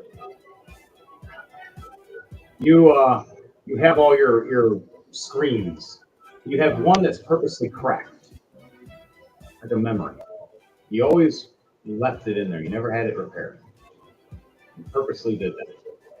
As one battle you had many years ago reminded you that you needed revenge on somebody that almost spoiled your suit and almost killed you. Someone in a suit that they actually just asked you to fight. One of them. And the other one looks like an angel, kind of like Zero. You've always hated Wing Zero, and you've wanted to cut him down for years. Finally, you know he's on the ship. You finally get that chance to replace that window, that screen that's damaged. If you take him out. You look back and only have a couple of pictures in the back of your seat. And it has the basic survival fridge, which is smaller than Mayhem's has. A couple of drinks in there, a couple of survival packets and food. And then also your holster for your gun and for your spare weapons. And a sword, and then your staff. And amongst whatever else you put in there that you like for sharp objects to help you with when you jump out.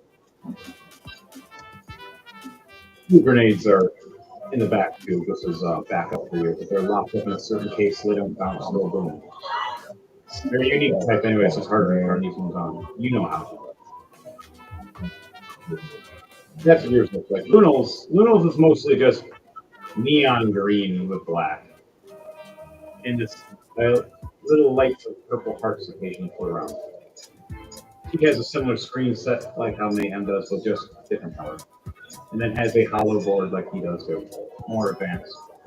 Hers is probably the most teched out of everybody's and most durable, as her casing is more thick, harder to break through, which is a special cooling system, so she can't be overheated. Each one of us has different properties. But within that, if you're noticing and doing what you need to as you're firing your guns through there and seeing in your cockpit, you look down at where your pedals are to move forward and move back inside and side. You see the ship finally land in front with dust, sand everywhere. As another one of those pilot ships you just gunned down flies down as a scouter. The sides of this giant white ship open up.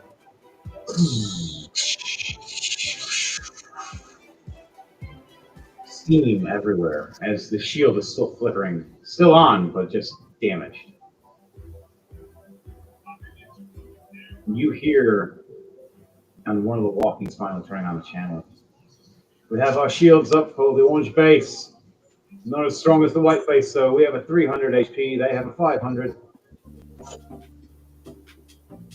We have plenty more ammo than they do when it comes to certain firepower, but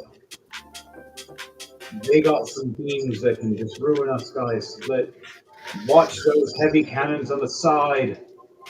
They're a big target.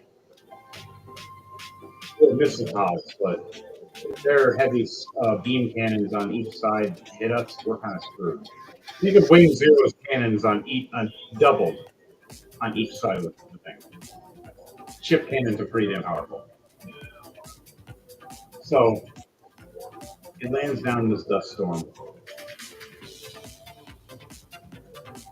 You see numerous mobile suits jumping out.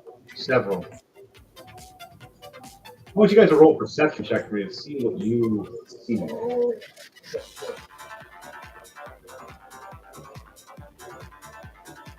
So roll a perception check for me, Devon. 21. All right. 21, you said? That's a nat 20 plus 1, 21. Nice. You see all the things. Nice. Lulu got a nat 20. Yeah, finally. Right? Mayhem got a 19 plus. Let's see that. All right. 4. All right, good. 23 for me. You see your target as you were asked to take out. Red mobile suit in black and red. Glowing green eyes, green, wide, long, bladed beam energy. You see another mobile suit on the other side. Your formidable foe as well that you've hated for years. It almost took out your Shenlong years ago. You see Wing Zero. Instead of being angry, though, you smirk. More happy than usual, knowing you finally got the upgrades you needed. And it looks like he might have had a downgrade. Because the last time you guys fought, you left his mobile suit in shambles.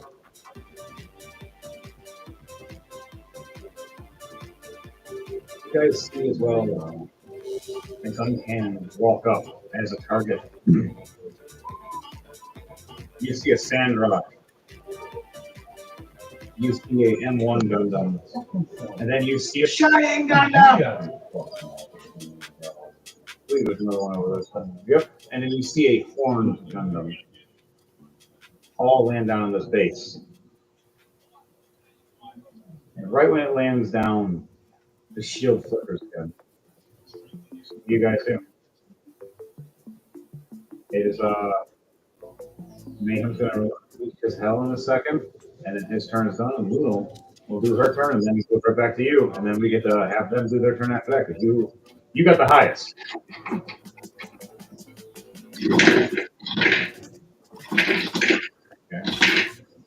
Okay.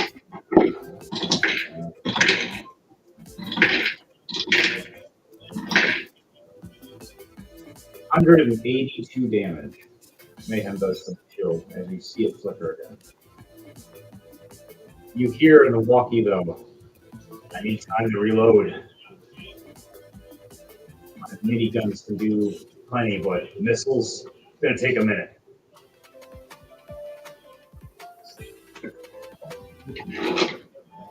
So he's done with his turn. Loon comes out of the shadows and pulls up forward and gets ready to go jump onto the white bridge. Finally, the orange tank fires. Ooh, 18 plus 10. 18 plus 10. That one, uh-oh. 16 plus 10. 14 plus 10. And then final hit. That one. You see this thing firing barrages. Missiles are flying out like crazy. You see energy weapons firing from the top cannons. And then you see the shoulder cannons just firing machine guns fire like nuts. Hitting over 89 damage for the first wave. As the big heavy cannons turn to go and fire, something happens. You see it ignite and blow up the first cannon. Only one now works, and then it gets repaired quickly. As the whole orange base rocks, as they scream for help for a second, their own ship messed up and something doing this All right, DJ Thunderbase, it's now your turn before we go to white base. The shield is down now, to let you know. It is finally went out, but they don't know it yet. Okay, I am going to. How far away is the Wing Zero from me?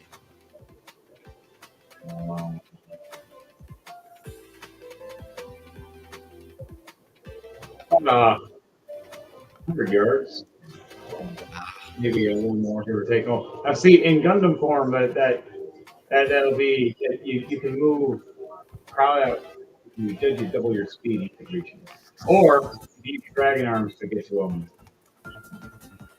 if you get half with your normal speed, you get halfway at least.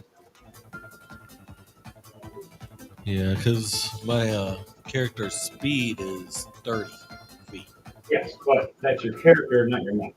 The mech, I know the stats of that, and I'll tell you the speed.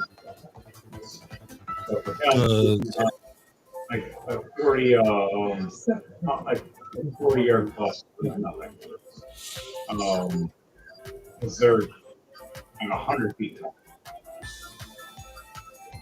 Distance is a little different. Yeah, because I wanted to do a dash and slash, but I wasn't sure how far. You can make a dash and slash, but I have to roll for acrobatics to see if he's going to be able to dodge this and block this if he's hitting you or not. Now, are you doing this stealthily, or are you just doing this straight up charging? He activates his boosters and dashes. All right, you're not using your stealth? Mm-mm. Not right now. Nope, you're just going enraged. Right at him. Full front, like forward, trident forward, like stabbing motion. 21 to hit. 11 plus 10, 21 to hit.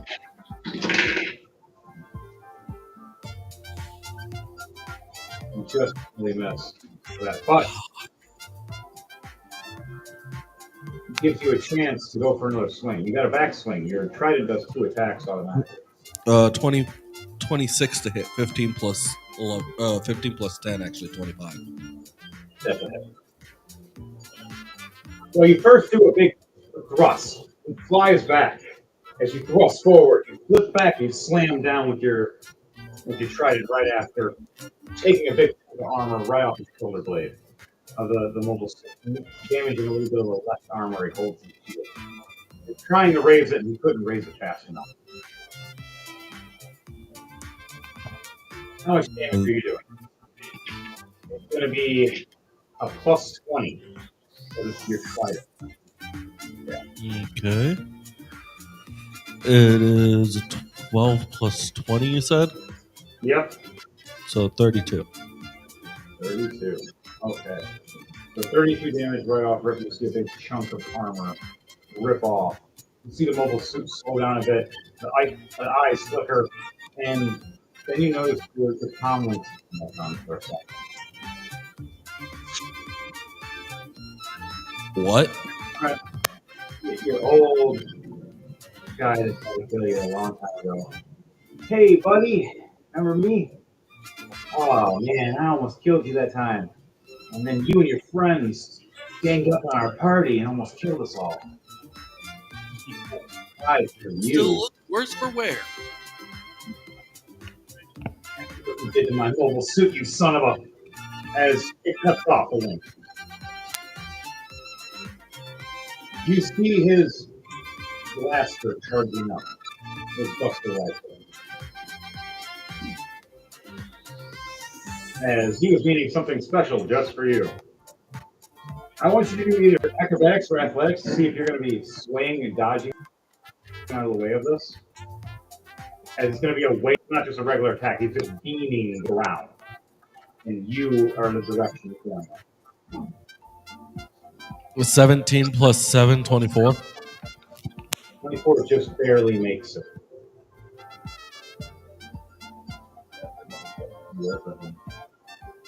But you just barely make it out. How does it look for you? You dodge this big, like orangish red beams scraping against the ground, trying to hit you as you fly past them. I flip over it. Flip right over it. Just use your boosters. Yep. If it's going along the ground, then I basically just use my boosters to do a quick flip over it as it sweeps underneath me. Do a barrel roll. James almost did a barrel roll. All right, so you're here. You did a barrel roll. You beamed the ground, hitting the bridge. Rule is here now on the bridge. They have moved forward, holding their ground, getting ready to fight. This one shifts over here with this weapon. This one shifts over here waiting. Tank raises up. Fighter moves to here. This moves up as the Gulf Custom walks out and pulls out its minigun to fire again. As the Zaku Custom over here is going to pull over to here for a little better accuracy. Mayhem. Literally, it's going to be a dick and just land on top of the door. No, I can't do that. Nope, I'll fall forward. Here we go. Stand right here where the generator is. Dead in this thing. Dave landed. He went for an attack. He missed. We're going to shift this to like this. Wing Zero is now fighting you. And you're fighting him. This one jumps down to here to get ready to fight. Plane is going to flip over to here. I can read that. That even better. Nope.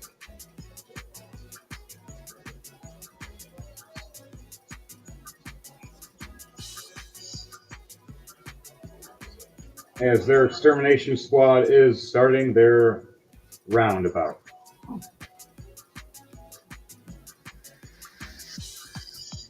Okay. What is your AC for you? Oh, your character is AC separate from your Gundam. Tell me what your AC is, and I'll plus it with the Gundams. 21. 21? All right, so add a +4 to that, so it's 25 AC. Because that'll be your Gundam. Wow. Nat 1. This is going to be funny. So, Zero comes down flying at you after his beam sword, or after his beam gun is overheated.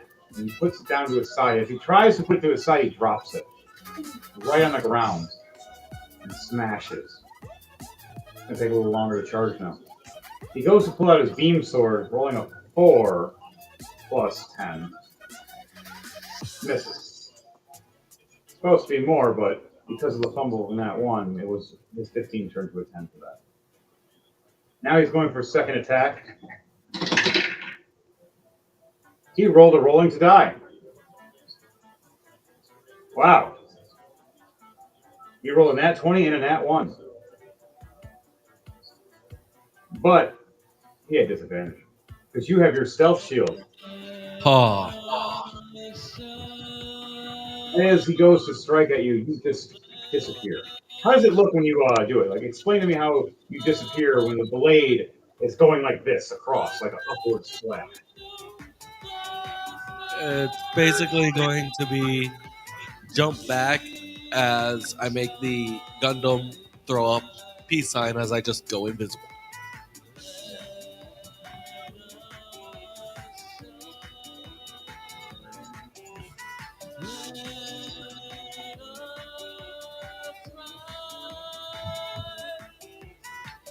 All right. So you dodge. He slashes past you. You hear in the communications going, "Why won't you die?" as he swings again. A dirty 20. He misses. Misses you 3 freaking times. He is pissed. All right. His turn is done. Next guy's moved already. Now it's Mayhem. Mayhem has reloaded.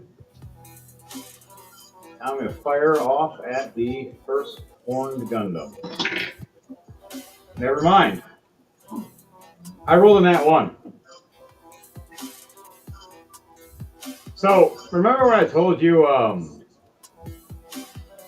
the chain of effects with explosives happen sometimes? So for DJ Thunderbase, you see Mayhem try to fly up in the air to fire off his missiles.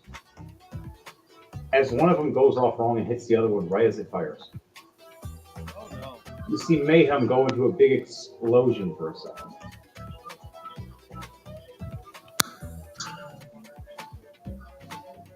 Mayhem's mobile suit falls down a little bit. He barely, let's see, does he catch himself? What's with this nat 1? This dice needs to go away. I still died. Shit. Mobile suit crashes down. I don't die, but I get hurt real bad. As Mayhem takes... Now you're rolling that 20. Fuck me. 108 damage from fall and explosive altogether. As his mobile suit, you see just lightning all around, a little damaged. As you see the parts are trying to move and they're a little jammed up, and you see one of the guns is bent. He grabs it, and throws it to the ground, grabs the one off his back, and pulls it out.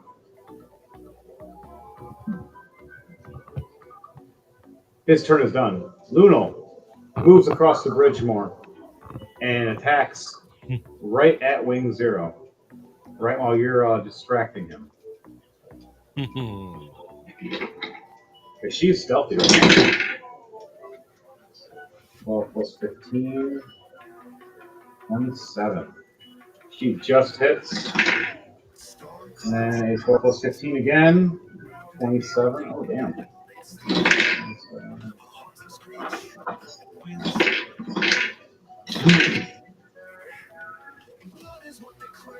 67 damage from the first slash, and 82 damage from the second slash. And she flies back to the next mobile suit to attack that one that's within range. So now Wing Zero is hurt a little bit, not to death, but close to half. Lunal's just like, hi, bye. Flew past, slashed, and flew to the next guy. As her target is actually the cannons.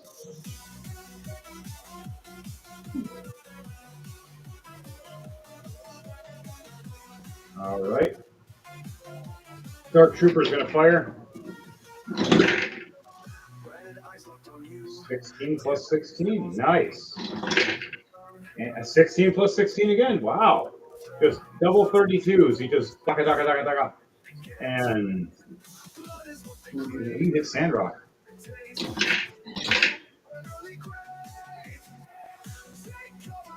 69 damage for the first round of a volley of bullets, and 72 for the second volley of bullets. You see Sandrock run up and try to pull out his blades, and bullets just spray. Dark Trooper locks and loads, raises the right arm. You see 3 missiles fire off his knuckles.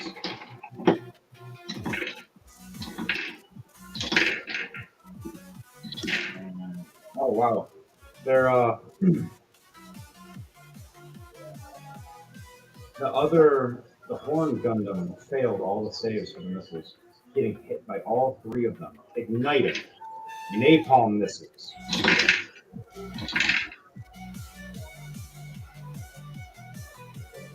All 3 all together comes to 164 damage. You just see just a heavy explosion. You just fire erupt around this mobile suit. His turn is done. The tank. Did the repair succeed? No, the repair has not succeeded yet. The double cannons are still out. Double net ones for the white base. So, DJ Thunderbase.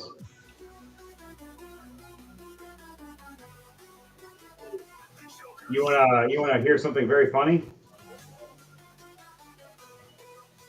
Did he just kill himself? No. The white base just fucked themselves in a lot of ways, though. Oh. They fired both their mega beam cannons at the same time. They both rolled nat ones. I just rolled double nat ones. Oh. And even if I did saves, a 4 and an 8, they failed. You see these big hydro cannons lighting up with lightning like crazy.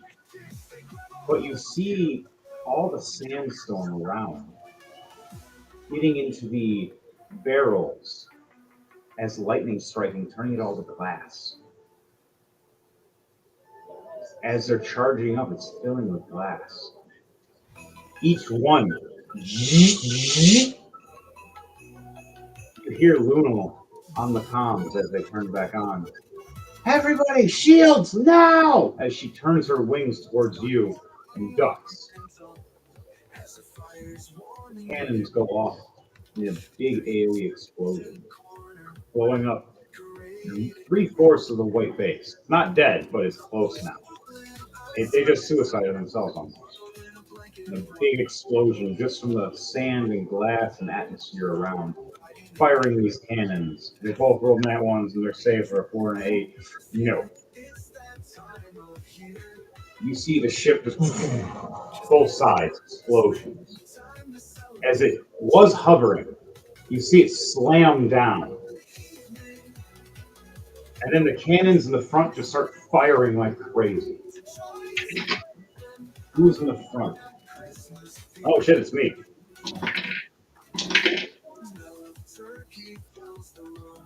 I got hit. Miss. That one, nice. Hit, miss. Hit. Okay, so I get hit 4 times by these cannon barrages. And then you see their other cannon, just one of them, small ones, just go boom and explode as they roll in that one. Orange base fires their barrage.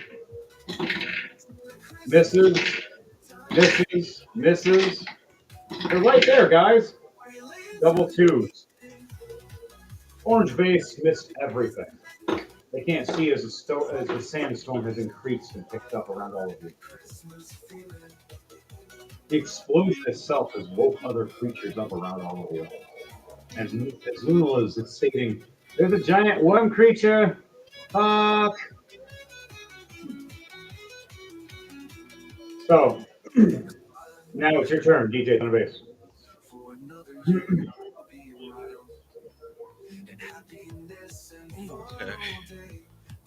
Okay. So am I still in front of Wing Zero? Yes, you are. You're right in front of him. He is. Yeah, you see a bunch of sparks around him, and he's damaged. He's barely holding himself up with his thrusters right now because the wings have been I damaged. am attacking him with one of the dragon arms. Just one? You have four. I mean, oh, I know. Truthfully, I probably will only need one. Oh, I know what you're doing. With a nat 20. Oh, beautiful. So, with a nat 20, how much damage are you doing? They do it's going to be a grapple of you roll a d20 plus 40, and then not including the hydro crush, it's going to be another 2d20. And then the flamethrower on top of that, which will be just 19 another. for the d20 roll, first one. Yeah. And then you said, how many d20 rolls? 4. Because you got your hydro crush. 16 for the second one. Okay. 15 for the third one. And 11 for the fourth one. You just exceeded the health of it. How do you want to do this? Right. You needed 98 damage at least. You exceeded over 100. As your dragon claw flies right to the chest of it. How's it look? How do you do this? So it flies into the chest and just squeezes, and as it squeezes down, all of a sudden you just see sparks start flying across across the arm until it gets to the head, where it all of a sudden just goes boom. All right. As you see it grapple into the core where the cockpit is, locks down and bites it as Wing Zero is trying to pull away. You see the mobile suit grab its hands around your dragon mouth, crushing it. It's trying to pull away, and it can't. The flamethrower ignites in its chest to eat it. As the lightning comes down the arm and finally hits it, the arms finally clamp. And you see the whole Zero explode.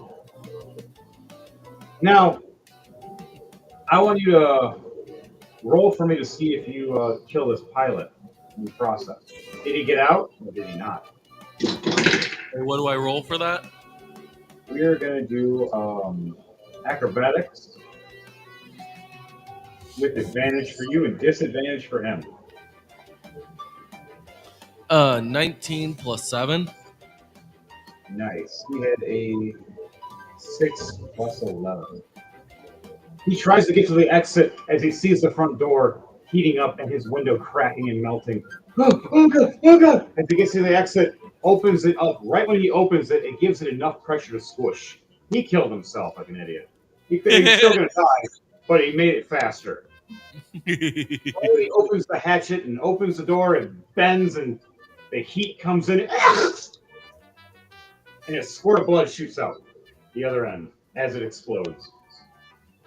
Whatever was left of him, gone.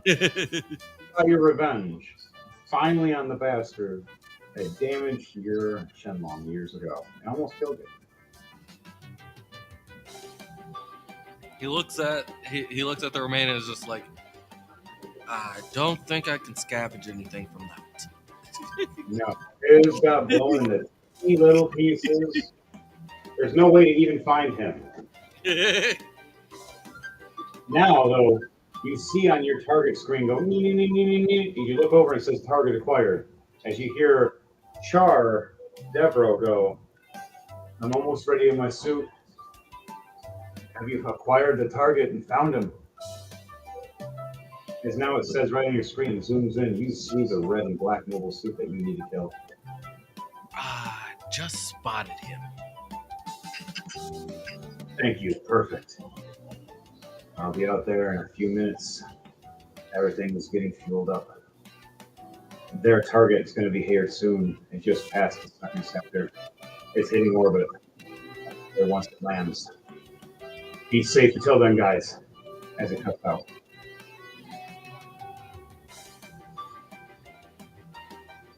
What do you say after you take out Wing Zero? Do you confirm it and let us know? You let Mayhem and Rule know? Yeah, I'll let you guys know that, hey, Wing Zero's down. But we got bigger problems. Right as you said that, Mayhem gets his targeting system back online and looks over and sees the Ep.89 blade cut through a wall like it's nothing. You see the other mobile suits heading forward faster. Even the barrage is still coming out. Just these tanks are just firing back and forth at each other right now. But we still have our shield up on our side. They don't anymore. And they're more than half damage because of their own screw ups. Hilarious. Okay. Mayhem's turn.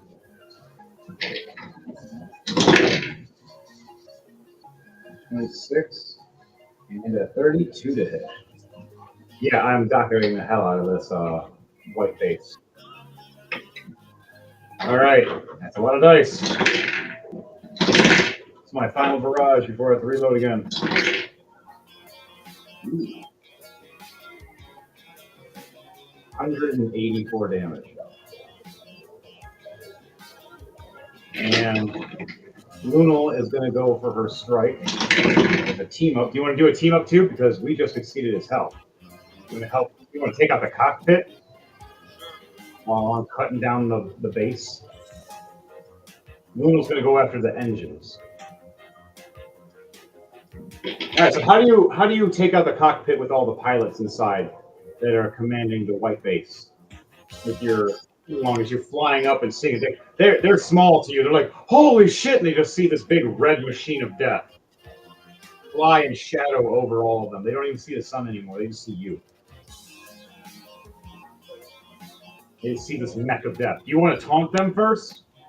Get out of your cockpit and give them the finger or something? Or do a call with the camera?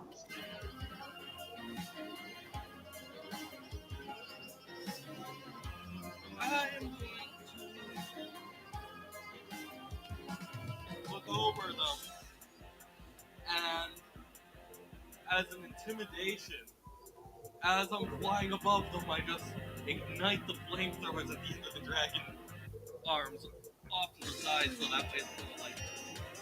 You just consume the whole head of the cockpit in flames, all four heads. You see Shenlong fly above and put his trident in his back, turning it off. And all four dragon arms, two from his arms, the two from his back, extend out and just look like a five-headed dragon, as your fifth head is your main Gundam head. And she does Daka Daka with your Vulcan guns with that one. Right into the windows. As they see fire all around it first, all screaming as it gets hot in there and some of them start boiling. The ones in the middle that aren't dead yet, you just bullets shatter right through the windows. The flames come right through and cook everybody.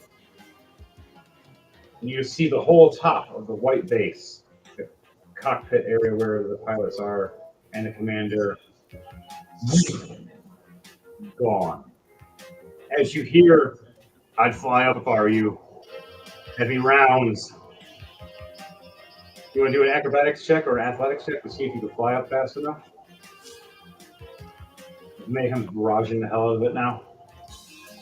A 12 plus 8, dirty 20. That succeeds. You fly right up as this wave of bullets and missiles just coat the front of this place. And because the cockpits are open where the Gundams came out, it's flying right into the base. Anybody and everybody who was in there just as you see Lunel flying in the back, slashing the engines and flying up and closing her wings as a shield as she flies up, as the flames are igniting around her. All the white base. From the commanders of you wrecked and destroyed as their last moments was seeing the five-headed red dragon of death ignite and cook them as they've only heard stories of you. They were going to screw all of us over.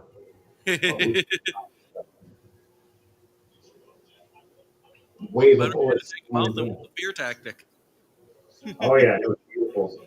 A wave of bullets fly through the whole rest of the base. Anybody and anything that was living in that base, gone. As the engines in the back ignite and blow up from Lunal slashes, all three of us succeed in taking out the white base. But now what lies the problems of the rest of the Gundams and their inherent rage that you just slaughtered all their families and friends. As the white base isn't smart and they brung all their families. Dumbass. Oh, That jeez. did it real Start serious. all over again. Mayhem's triggered. He just keeps firing. Anyways. I'm just gonna keep firing until I can't fire anymore. You see his miniguns after a minute of firing straight, and even the enemy is just ducking now. The miniguns are just spinning, going, and because I haven't let out the charge, I'm not firing. And I'm just standing there with no missiles, no nothing, just going, ah, ah, ah. I'm sure a lot of steam are coming off of you as well. Now there's a bunch of steam all off these miniguns of everything. The whole, just a giant thing of smoke. Even that the Xeon team is freaking out, going, let's not piss him off. All my ammo is empty for now as I let the miniguns recharge. It's going to take one whole turn, so I can't even use them next turn. But he pulls out his beam sword in one hand and just turns on the minigun on the right just to make it spin really fast. Like a drill. Oh, jeez. Meat grinder, anybody. As I'm going to fly forward with my heavy arms towards the sand rock. And that'll be the end of my turn. As Lunal is going to help attack with you. I am here now. They're still holding off the front, but just a little closer now. Custom roof is right here. They scoot back a little bit from their injuries. The tank for protection. And now you start moving in.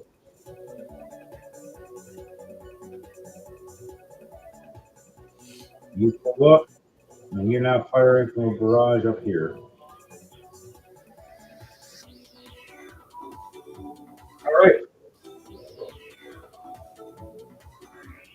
Did we kind of Zero just one Gundam. sandworm? The what? It was yelled out that there was a sandworm. Oh yes. Lunal's just about to get to that. Lunal's going for the attack right now.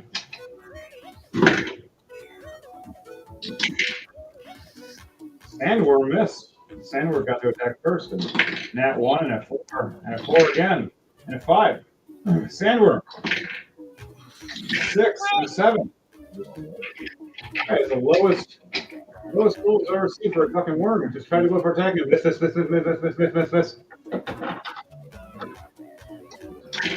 That Lunal needs to work on its accuracy. Lunal got a nat 20 and a 17. There's a good roll. Nice. And then an 18 and a 4, so she missed her final attack. But three of them hit, and she does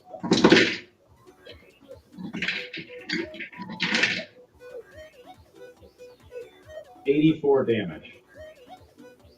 And then the other slash, 71. Other one, 62, and only 3 hit. It's not dead, but it got hurt. And her turn is done. Now it is your turn. Okay. Hi. I am gonna start. I am going to fire my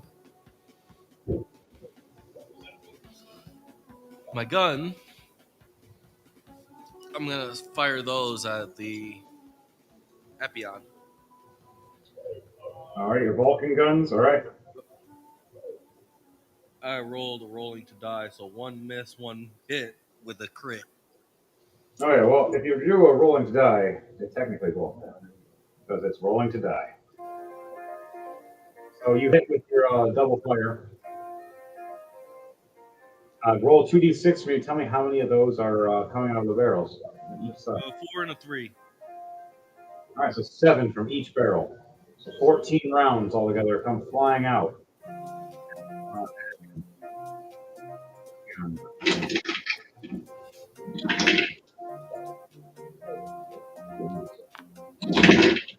I got double 17s. That's great. I got All double right. weapons for the damage. Okay. They took that plus an extra 15 per Vulcan. 20 because we upped yours.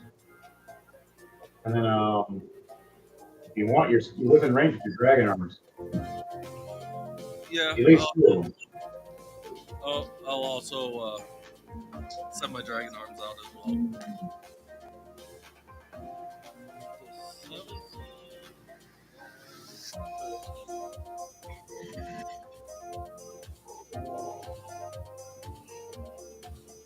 Right here.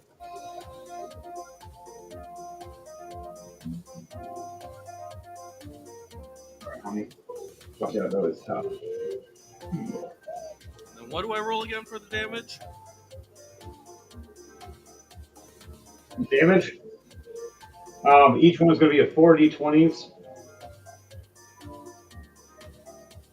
And they're going to be plus 40. 4d20s plus 40. Per arm. 16 plus 15 plus 13 plus 20. Okay. And then that's a plus 40 on all of them. Yep. A plus 40 altogether. With Yeah. with all you roll. Yep. Then a 19, a 15, a 6, and a 3. All right. So you don't kill him, but I got to roll to see if he's going to be able to dodge these a little bit, and see if you're going to grapple him or not. Okay. Are you going to try to grapple him with these 2 arms? Yeah, I'll do that. Okay. Well, his strength check was a 6 plus 10 and a 13 plus 10. You have a plus 10s with yours as well. So you roll 2d20s and let me know those 2d20s.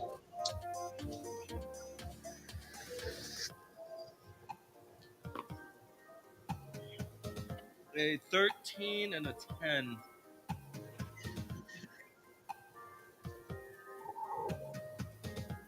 13 and a 10. Okay. So you just beat him. So where do you grab him with these 2 dragon arms? Do you grab him on his wings, his legs, his arms? One of his head. One grabs his head or something. You trying to grab for the cockpit, but he succeeds on that. I am aiming for the shoulders with these. All right, you grab him for the shoulders. You grab for the shoulder arm pieces, and you dent them and bend them right in and mess them up. How much force and damage you just slam right in with each one. Now, are you having so he's facing you, or his back, or he's facing away from you? Facing me. Okay, so you turn him around facing you, and you grab him like, "Hey, we need to talk."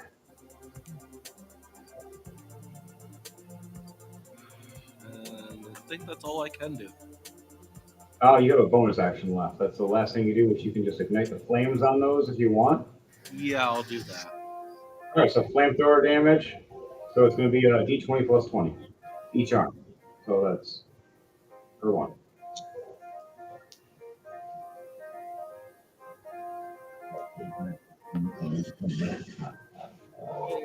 Grapple is an automatic hit. 30 and a 14 plus 20, 34. Nice. So You ignite this flames on the shoulders. You see the armor heat up horribly and crazily and start bending by the pressure clamping down from your claws. You're seeing him trying to raise his beam sword to raise it up to even try to slash at them right now. It's having difficulty. As you hear a message in your cockpit open up, how dare you? I took this for us. I took it from Xeon to make it so we can use it against Xeon. And you're working for them instead of us? Mind you, we're going to kill you anyways. I don't know why your asshole said that, but hey. So what do you respond with when he says this to you, looking at you with his camera, and he's and you can see him through your camera? Well, I just say, well, it's better. Well, this side seems to have a better chance. And that's all he says. The hell does that mean? Click. Right as you end your turn, it's perfect timing for that. Right as you said that, giant Charzilla slams down its neck, supersized. I want my prize supersized. As you and speakers and for everybody else, roll that is not for Xeon should run, as I am going to crush anybody that is against us. We have to protect the last of us, as we just want to be free. And if you're not going to let us be free, we'll plow right through all of you to freedom. Right as he does that, he fires a barrage of missiles at the enemies. Now, I know you're on his team, but these missiles are flying everywhere. So I want you to do acrobatics or athletics check with me. Mayhem and Luna both succeed. I rolled a nat 20 plus 8, 28. You're in your cockpit. You hear nee, nee, nee, nee, nee, nee, and a bunch of red dots on your right-hand side. You pull back and you shift over even with your dragon arms. Now, do you want to let go or keep a hold? While you're I am going to basically jump behind Epion, use him as a shield. use him as a shield, and face him directly towards the missiles. You just land, you flip him around with the dragon arms, and they look like a crisscross around your behind his back. As your other dragon arms go around you and wrap and grab in front of his legs. As you see him spot on the screen, this isn't right. This isn't fair. Give me a chance. No. Now, it's time to say goodbye. He sees the barrage hitting him directly. As Char Devro pops up on your screen, are you giving me a gift, my friend? What better way than to have the enemy served on a platter? You hear the guy screaming as you see his screen starting to fade out from being hit so much. 50 damage here, 50 damage there, every missile.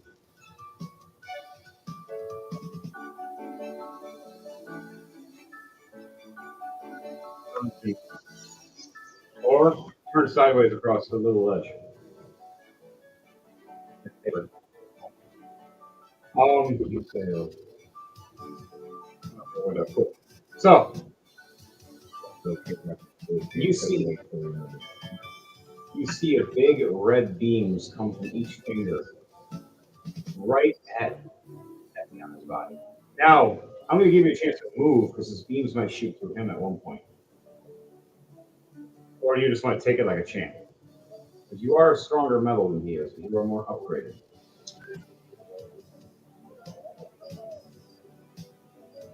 We'll make it where I move at the last minute. Let's see if I can do this. Do a acrobatics or athletics check with me. You get advantage because you are able to. 16? 18 plus 8. 18 plus 8. Okay, I was going to say 16 was a failure. But no, that went. Yeah. 26 is much better. You held him off as you heard him screaming no, getting bombarded and hit. And finally, with your dragon arms pulling at his body, yanking and crushing, it just gives enough leeway for the cockpit to get cracked.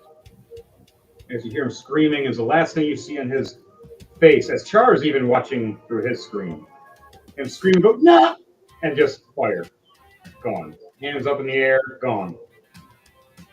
It explodes. You just fly away just in time as the beams start hitting the horned Gundam next to you. Yeah. Looking at him instead, because he was using you as a shield. Not anymore. Or should I say she, because that was a she pilot. She got hit hard too. She's not dead, but she close now after that. Heavy arms barrage plus this the char barrage. She messed up. Okay. Here, Char, his turn is done. Now it's going to go to Mayhem. I'm right there. All right. I'm going to fire at Sandra. Plus 18s. 22s. Nope, I missed. Double fours. Second round, though. Nat 20 and 18 plus 18s. I definitely hit. And Sandrock missed his dodge, the Nat 1. He trips right in front of all the missiles. Like a cartoon. Oh, crap! Taking 247 damage. He's not dead. He is messed up. His suit is more than half. And Mayhem is now running up with his minigun that is now ran out of ammo again. And trying to drill him with it. 12 plus 18, a dirty 30. Oh, yeah. And a 8 plus 18. 26 just barely hit. He has a 26 for AC.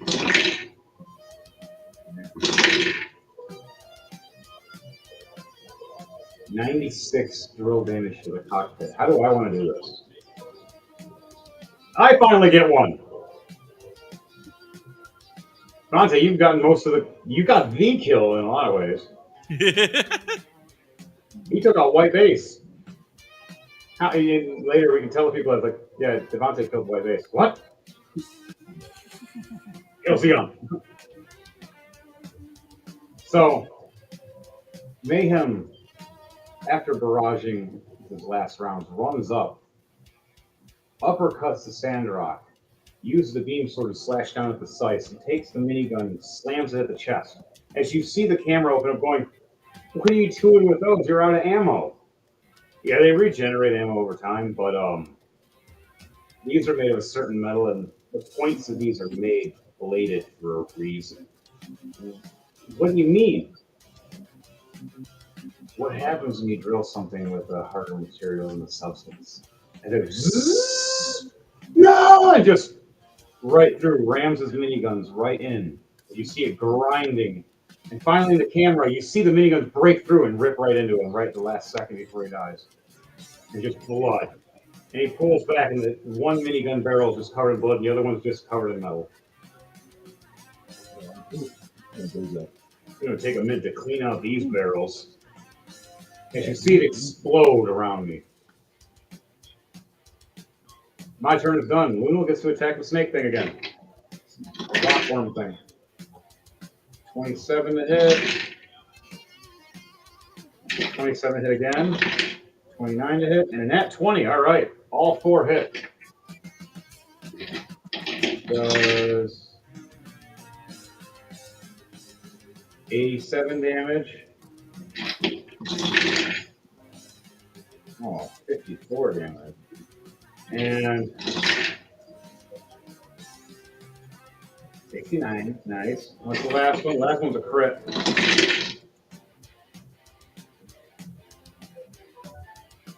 $71 times 2, 142 damage. How does she want to do this? So Loodle comes down with her green sight of this giant rock snake that's ripping through the ground like a worm thing and trying to eat her, like a giant rock worm. And these things are known for grabbing metal things and eating them and getting into their skin, making their skin harder. Noodles killed these things before, so she knows how to fight them. She moves around it and cuts its head off, and then slashes down the middle of it, pulling and yanking, trying to make sure she gets each heart. And she sees giant metal worm split open, dead, as she flipped it upside down during the combat and sliced it down in the middle. This would be a great scrap. And it's all purified now. Probably harder than ever. The only thing that's soft is the belly of these things. And if you get the neck right, as the head is just on the ground, still kind of spinning but dead. Noodle's turn is done. It is now. Oh, white base is dead. Orange base. Repairs. Success. Cannons are back online. And then they're back offline. The miniguns and machine guns fire perfectly. The big twin cannons turn around the fire and explode again. Nat 1. They just can't get those cannons to fire.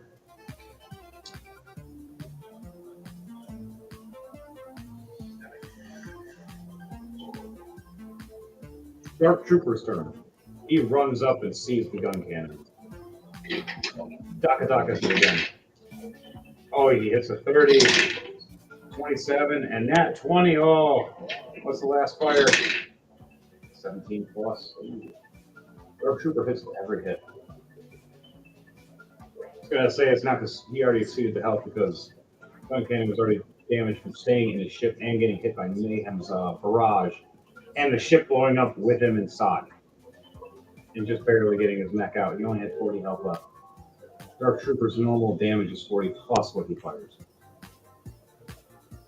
So he fires this minigun and flies up at him, ripping and shreds the left arm, cutting the gun off. Takes his heated blade and shoves it right through the cockpit, but not the main point at the side. Heats it up, turns on the camera. Remember what you said last time we fought? That I would eat your cannons? What if I told you to eat my blade? Because I don't need to get my gunfire in there. I got this just for you. And turns the heat up on him. Pulls the blade right across. As you see in the screen of the pilot going, no! You see the metal melt on one side and the hot red blade. And just camera gone. As the gun cannon splits in half and explodes around the Gulf. He looks around, smiles, going, "Who's next?" As he fires his missiles at the formed Gundam. With his bonus action, 28, ooh, and nice, and a 30. So the damage is close. He gets another, how do you want to do this? Dark Trooper, good job, man. You're not even playing technically, I am. He comes down firing those 3 missiles right in the back of this thing. The first 2, boom, boom, and split the back as the final one hits right where the eject is for the cockpit. As the pilot's trying to eject, and the cockpit opens up to fly out.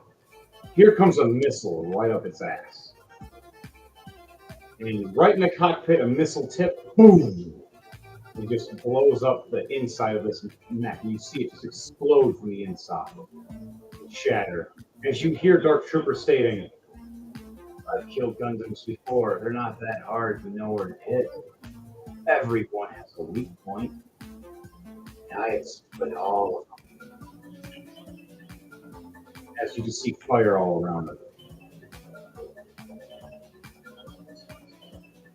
DJ Thunderbase, it's your turn, my friend. All right. We have 1 mobile suit left and an air pilot. And the air pilot's about to be gunned down by the other air pilot right now. They're doing a dogfight. Is that horned Gundam still behind me? No, that one just got taken out. The last one is a 0-1 Gundam. Not 01, not Gundam Wing, but the 011 from the nuclear one. He is about, you say, 40 to 60 feet from your character, which you can make. Your dragon arms can automatically reach that far naturally, and so can your guns. Your trident, you have to be within like 20 feet. Mm-hmm.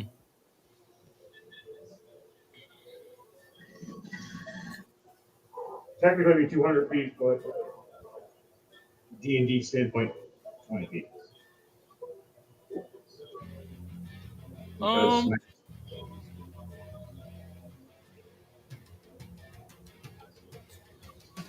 I'm gonna do a dash and slash again. all right, you're doing that forward thrust thing, flying right at him, and this time you want your dragon arms out to like lunge at him, while to make it so it's harder for him to dodge. 24 to hit. You just hit his AC. His AC is 24. You do this dash and slash. You fly forward. Your boosters ignite. Super hot, super fiery at the back, blowing sand and anything else in the glass. You launch off, flying at the sky with your spear, launching right at him. Doing 40 damage. All right, it's 40 damage with an extra 40 with your trident with the thrust. So you're doing 80 damage. Yep. No, that was me already adding that extra 40. Okay. Wait, no, you said extra 40? Extra 40 because you're doing a thrust with it with the boosters. Okay. It's like a critical without the critical. Backswing. All right, so Not he is 20. doing a reaction to fight back, swinging his blade at your blade. You guys are having a sword off right now. His beams. At 20 plus 10. 30. You beat him. You get 27. Yep, you beat him. I want you to do either acrobatics or athletics for a second to see if you can dodge this last thing he's doing, which is a legendary action. And after that, how do you want to do this? A 17 plus 8, 25. Beautiful. You dodge out of the way of these beams shooting right at you, and they hit the teammate ship with it, killing his own buddy accidentally. How do you want to do this as he is now open as you see the cockpit's damaged? He's still alive, but that suit is shutting down. Okay, so I was doing a backslash, so since he lost on that, it's just basically going to slice it in half. You spin around with your twin tridents, all cool, like, and then just slash. And he just explodes right behind you and just fire all erupts around you and just looks at this cool silhouette. You smirk and smile in your cockpit. You swear if someone could see that Gundam right now, it's smirking its shadow. But no one knows except for Mayhem and Luna because they're the only ones that saw it. Besides Dark Trooper going, that was fucking sweet looking. Screenshot. He smirks. And Mayhem messages going, you screenshot too? Sweet. I'm going to send that to him later. He's going to use it as a background. And after that, we destroyed all the mobile suits and all their team of the White Base. So we think. We hear a warning. You hear Char Devro going, guys, she's here. The Psychic. As a Psycho Gundam. Colossal lands. Slamming down right at Lunal, swinging her giant axe.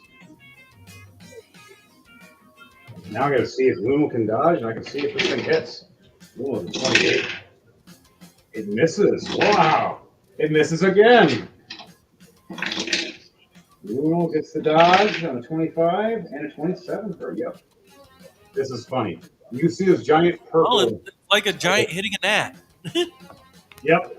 Comes slamming down with his giant axe. His Luno steps back, flies away, flies again as it keeps swinging at her and shooting at her. And she's just like, holy crap.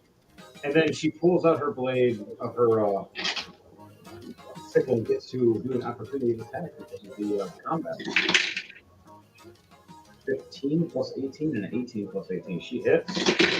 And then, nice. 42 damage plus 20. So it just slashes down and damages at the fingers, trying to mess up the fingers to let go of this giant weapon. Which one is done? Devereaux, you still have one more action left. What would you like it to be? As you just saw this happen all in front of you. I'm gonna just fire my guns at it. Your Vulcan guns? Yeah. All right. You fire your Vulcan guns. Do you want to use your flamethrowers on your dragons too? Sure. All right. We'll do it as a combo thing to help out. Like a screen effect too. It's going to be harder for it to see if you do succeed. So roll for me. Its AC is actually, yeah, their AC is tough as hell because it means can you get through the armor. It's a 15 plus 13. Or a 15 and a 13. All right, and there's a plus 15. That was hit. Its AC is 25. As you blast into it, this giant 4-flame spiral with bullets in the middle, like a spiral bullets, with flame hitting right in the middle of it, disrupting its vision, so it's harder for it to see. As you get a screen flicker on, crazed-looking woman. Stole this so I can kill everybody. And you're trying to stop me? Well, it came out of nowhere and attacked us. I want you to do a wisdom save. There's a weird ringing starting to come through the comms into your ears.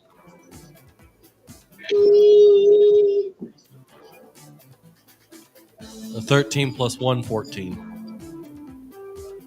You let go of your controls and put your hands on your head, and your machine goes real for a second, just floating there. As you're just hearing a screeching, making it so it's hard for you to focus.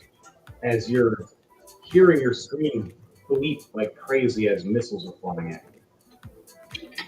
So now I want you to do acrobatics or athletics with disadvantage, please, to see if you are able to grab your controls in time. You react and pull away, or you're going to get hit by. I rolled a rolling to die, a 20 and a 1. It is a roll. That was a disadvantage. So, so a 9 altogether. So you just can't reach. As you're trying to reach with one hand, and the noise is so bad you have to stop again. And when you do this, everything shakes around. Your mech blinking everywhere. You see another screen crack. And you feel the heat a little bit from the fire around the missiles and damage. You feel like you're being rocked and bounced like you were in a car crash flipping several times and got hit by another car after flipping. You stop. You look around. Why don't you roll a perception check for me to see what you see for a second? Okay. 15 plus 1, 16. So, 16 is a success. You finally blink back out. Cameras are off. Your suit is off for a second, turns back on.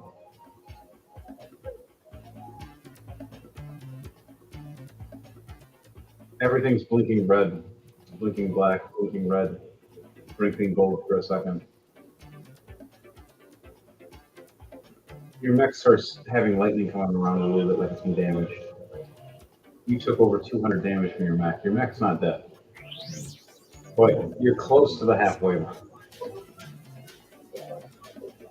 You look over and you see damages on the 2 back dragon arms are gone. They're blown up. All you got left are the ones on your arms that are tougher.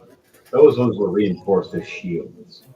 The ones on your back were more meant of just heavy cannons. If they took too much damage, those ones would just be destroyed really easily. Also, just in case you got caught on something, you needed to disperse. So in safety, they ejected and exploded, so you didn't blow up with the explosion. All the people inside. You get a synopsis popping up on your screen for a second, telling you what's going on, warning you not to get too close or take too much damage, warning you strange noises coming through mics can't be controlled. Something here is next gen, a new type, a psychic of some sort. Only some data has been recorded of this character. Reaches at other people. She can only do it at one person at a time. As your perception was at least a 16. And that's what you needed for a threshold to move this. Look on your camera and see. It's only one at a time she looks at. Her mech has to look at them and turn on the cameras. Once they turn on one, that's all it. She's turned everybody's on at this point. You hear Mayhem screaming for a second in pain. He did succeed, though, in that point. Breaks free of what it needs. Shakes his head. Locks and loads and recharges his guns. I just need a turn. Just need a minute. As he sees his ammo increasing, you hear Dark Trooper say, "Got some rounds, buddy."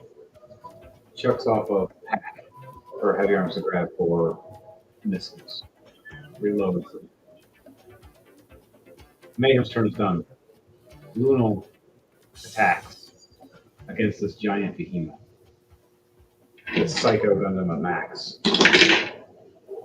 Oh no. Lunal got a nat 1 and a nat 2. And then a 16 and an 18. Her first hit completely misses and she slams into the mech, taking 20 damage. Comes right back though with an uppercut and slashes 2 more times, giving it 84 damage, 86 damage.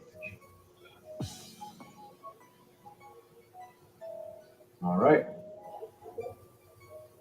Her turn is done as she uses stealth to hide again.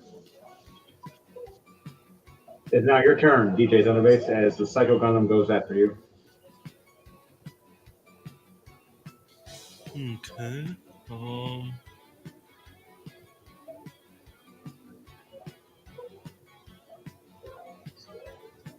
First thing I'm going to do is I'm going to check to see if my invisibility capability is still there.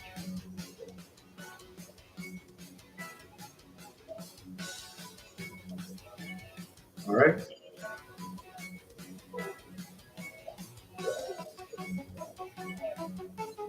So do I do an investigation or? Yes, you would do an investigation, and then you would do a perception check.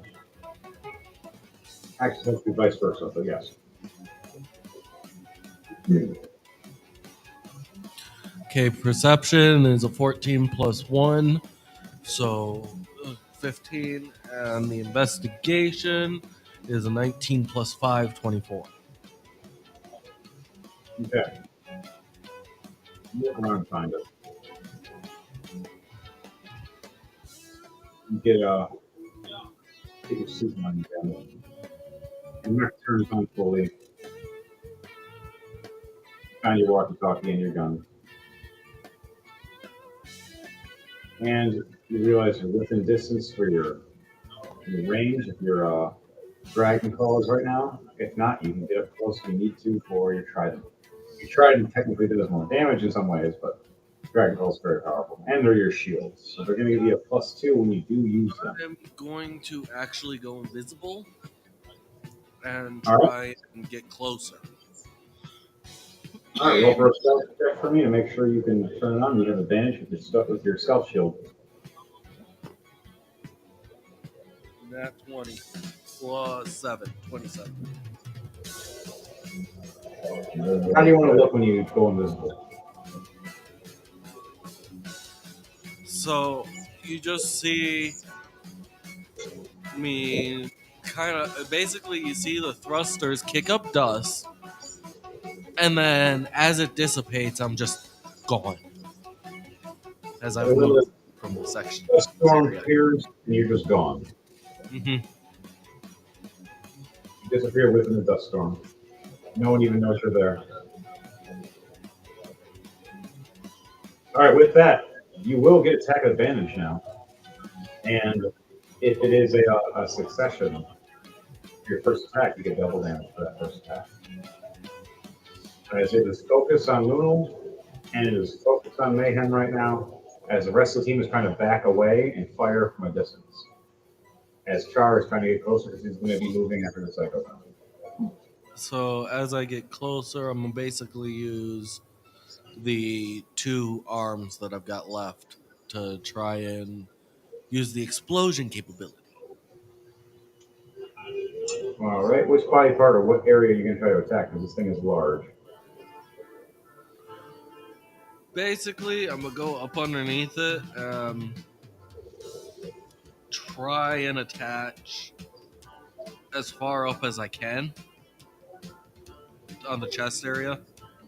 All right, trying to focus on the chest area where the pilot cockpit is. Yep. All right. So roll 2 attacks for me, and then after that, roll a acrobatics or athletics to see how they succeed on their movement. So it's a 16. I don't really fully know what the plussing would be for it. For the dragon arms, it is a 20. 16 plus. They are very high because these are souped up. Okay, so a 16 plus 20 and a 12 plus 20. All right. So the 12 plus 20 is a failure, but the 16 plus 20 is a base success. Wait, sorry. Plus 20. I was thinking 10. They both succeed. So you send your dragon arm forward as you go invisible, right around the cockpit areas. And how do you latch on quietly without it noticing? Or you just want to do it quick and fast before you turn invisible? It's gonna be latching on to the underside of the cockpit area.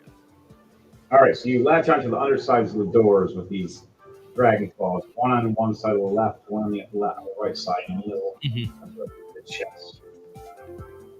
And it's like kind of pointing at the cockpit, trying to clamp on and trying to be quiet and slow and put the hydraulic press slightly on it. Hold it. Okay. Now, what was those attacks? Or you want to hold your turn and wait? Well, I was wanting to use the explosion ability. All right, the charge. Okay. They roll 2d20 per arm. And then you got to add a plus 15. It goes to your left. A 17 and 11 for the first arm. Okay. 14 and a 19 for the second arm. Okay. So, you ignite up on the chest. You see all this lightning go. Just big explosion. Even with the heavy armor, it's like the girl that's in there that you're watching on camera bounces back and forth like crazy. She's not strapped in. You see her get thrown the fuck around. And with you laugh and chuckle, everybody else does too. And she's like, "Why are you all laughing at me?" Called seatbelts, honey. Should have fastened yourself in. Hey.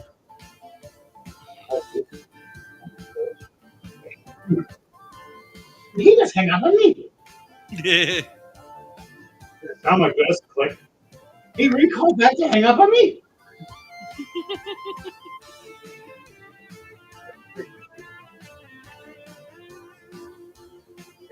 What's it? Focus on that.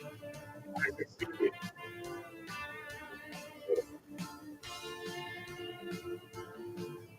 Drop. So now you did your thing. You have a bonus action left. Is there anything else you can do with your bonus action? If your claws are latched to that, you still have your hand with your trident I'm in gonna it. look up Okay. crotch shot from the The Vulcan Vulcan guns. guns. You just look at the cross and just start going. "Grr." All right. So roll for an attack for me, plus 15, and then with a d20, and then after that, roll 2d6 to tell me how many bullets fire out. A 12 plus 15 and a 14 plus 15. Okay. They both succeed. How many bullets? Roll 2d6 this one. 3 and 3. 6. So 6 come from each barrel, so that's 12 altogether. All right. So both of them try to shred right up into the middle a little bit and getting heavy metal armors. It did take a chunk of damage and ripped into it, but you do not see that it ripped anything. Damage. You know it scratched the paint. You knew it dented it, but it didn't get further. I'm sorry, what? You damaged it, but you didn't get too far. Ah,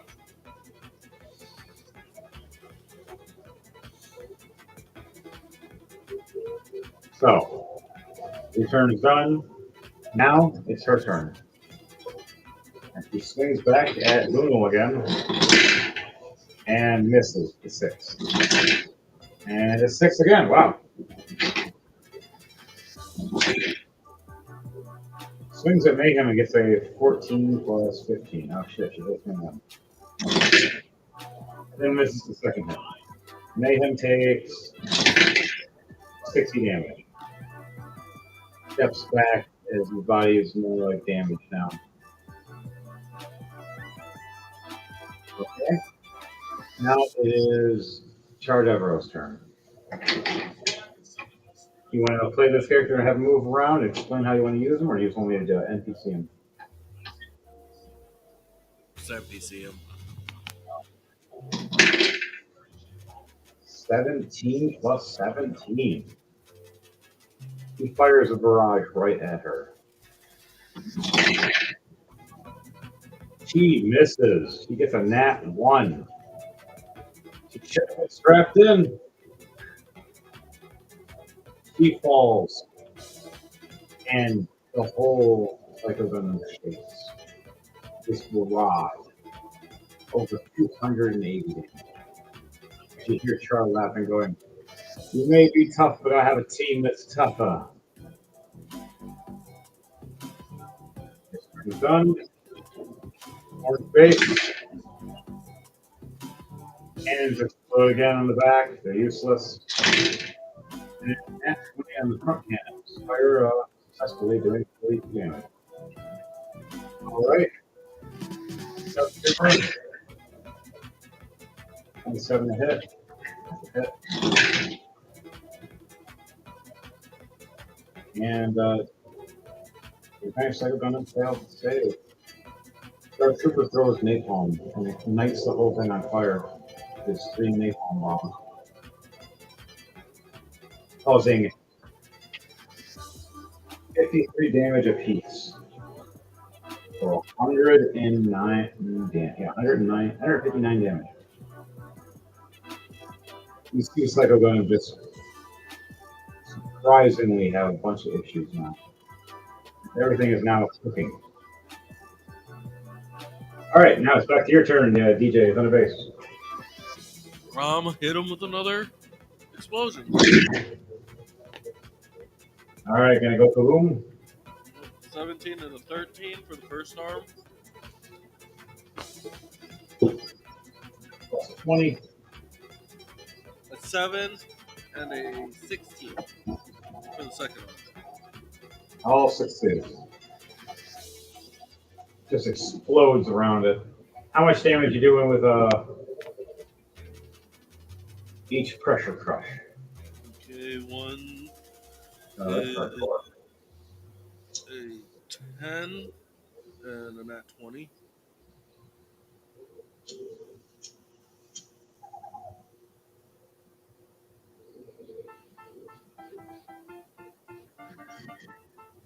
Plus 40. All right, so you did significant damage. You haven't killed it yet, but you see the cockpit is now have some wear and tear. This thing is getting close already to half health. You gotta hit the hell out of it. Now, I'm going to just activate the flamethrowers. Still connected, so. Trying to heat it up. Yep. And it's a 19 and a 10. The 10 is a failure, but the 19 is a success. As one on the left side heats up, the one on the right has an issue. It doesn't light up right.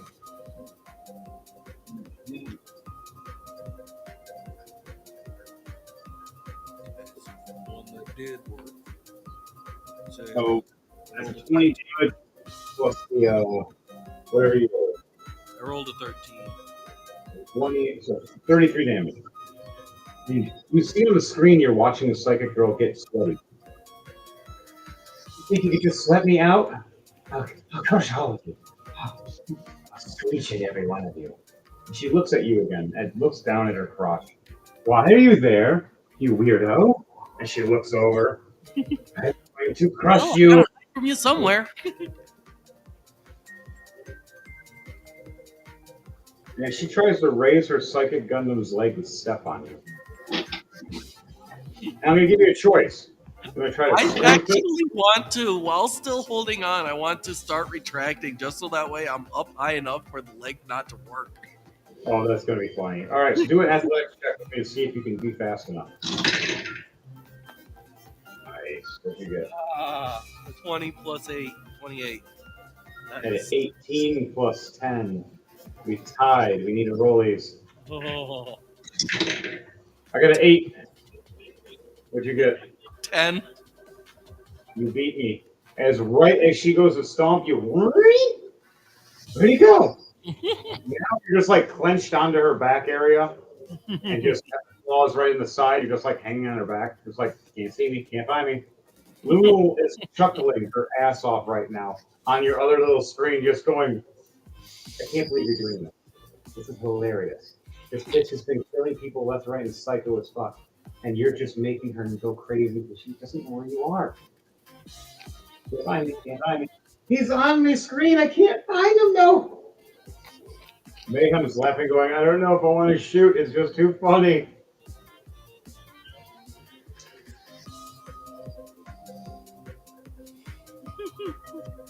All right. Anything else you're doing it? You still have a bonus action. The bonus action. Can I try the flamethrower again? The one that hasn't worked, yes. Okay. The one that's already working, you can't.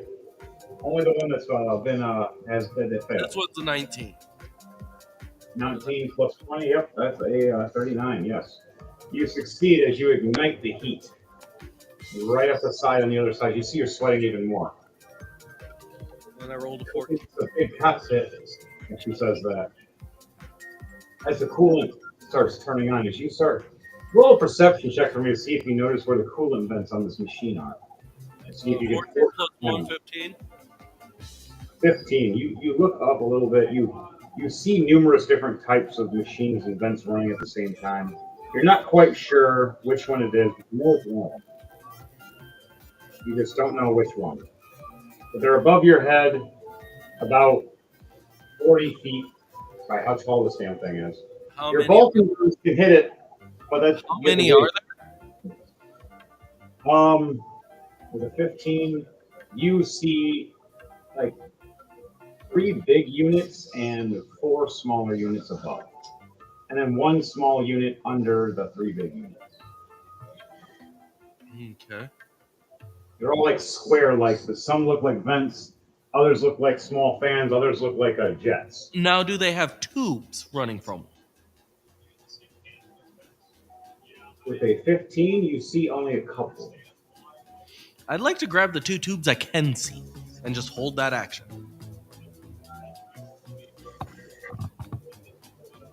All right. When you're reaching, you only have so much reach with your dragon claws locked in. You will have enough reach to grab the bottom ones that are at the small cube in front of you that's closest. You have enough reach Yeah, that's for all I one. wanted to do was just the ones closest. All right. You have one hand that has to stay clenched on to stay on. The right hand or the left hand, which one's going to be reaching?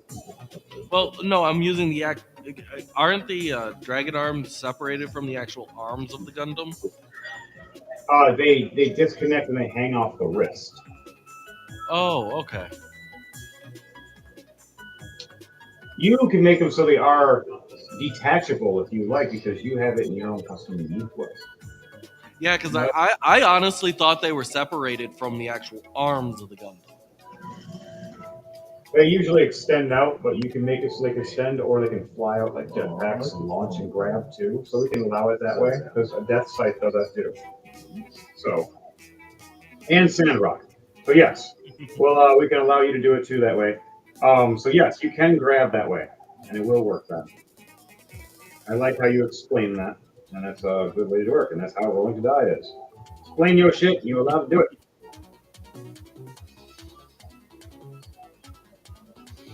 So yeah, the arms of the Gundam is what I want to grab onto the tubes with.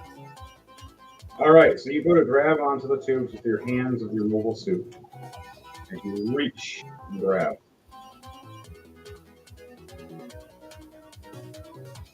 Yep, and I'll just hold my action for my next turn. All right, so you hang from each one, you grab it, you brace your feet of your Gundam in the back as it's moving. I want you to do a acrobatics or athletics check, and then a history check on your Gundam. 11 plus 8, so 19 for the athletics. Success. And a nat 20 from history. I don't You have remember that your Shenlong has magnetic boots that can lock onto other mechs or other planes when you're usually in space. But you're not in space, but you can use them to turn on to latch on better with your feet at least. Yeah, I'll do that. All right, so there's a button to your left where your keyboard is that's slightly damaged from the heavy hits, but the button still, you can still see it. And it shows a boot with like little lightnings at the bottom, like magnets. You click the button. Yep. Look over at it and I'm like, I'm gonna need these. Click. As the button goes from white to red, you pushed it in, it lights up, and you feel your whole mech get stabilized. So, That's more like it. and it shows the balance of your Gundam going even again, as you're not sliding and moving around anymore, trying to hold on properly. And now you can grab onto these and brace and yank if you need to, and you'll have advantage next turn to do it. Your turn is done now, though the Psycho Gundam is moving. I can't find him, then I'll kill you, giant red man. Use Shaw Devro. How fucking dare you? These are my people, and you crazy lady, you chose the wrong damn team, and you stole the wrong damn mech. That was my sister's. It's a big button. Now, what color is this big button, Devontae?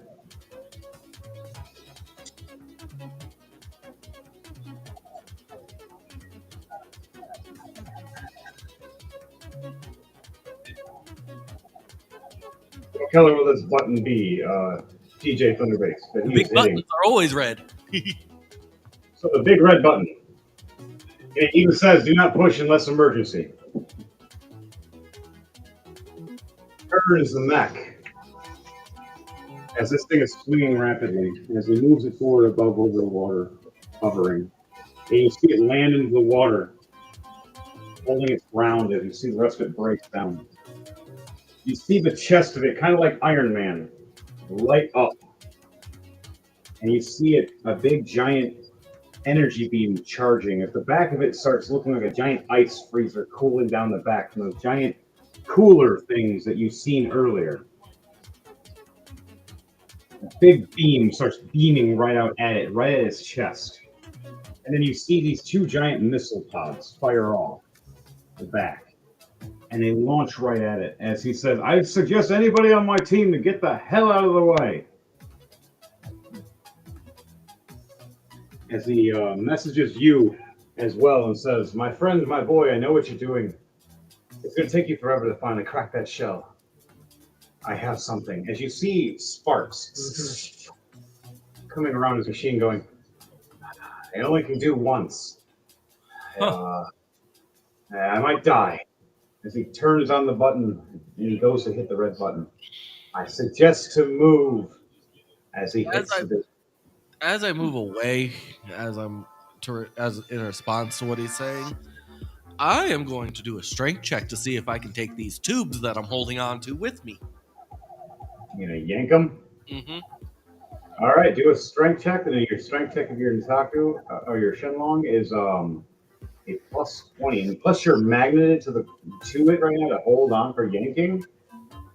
I mean, unless you're gonna use your rocket boosters to fly off and yank it. 16 plus 20 and a 15 plus 20. Success. As you use your magnet boots to raise up high, to brace, to push off, you grab these big, giant, industrial-looking wires.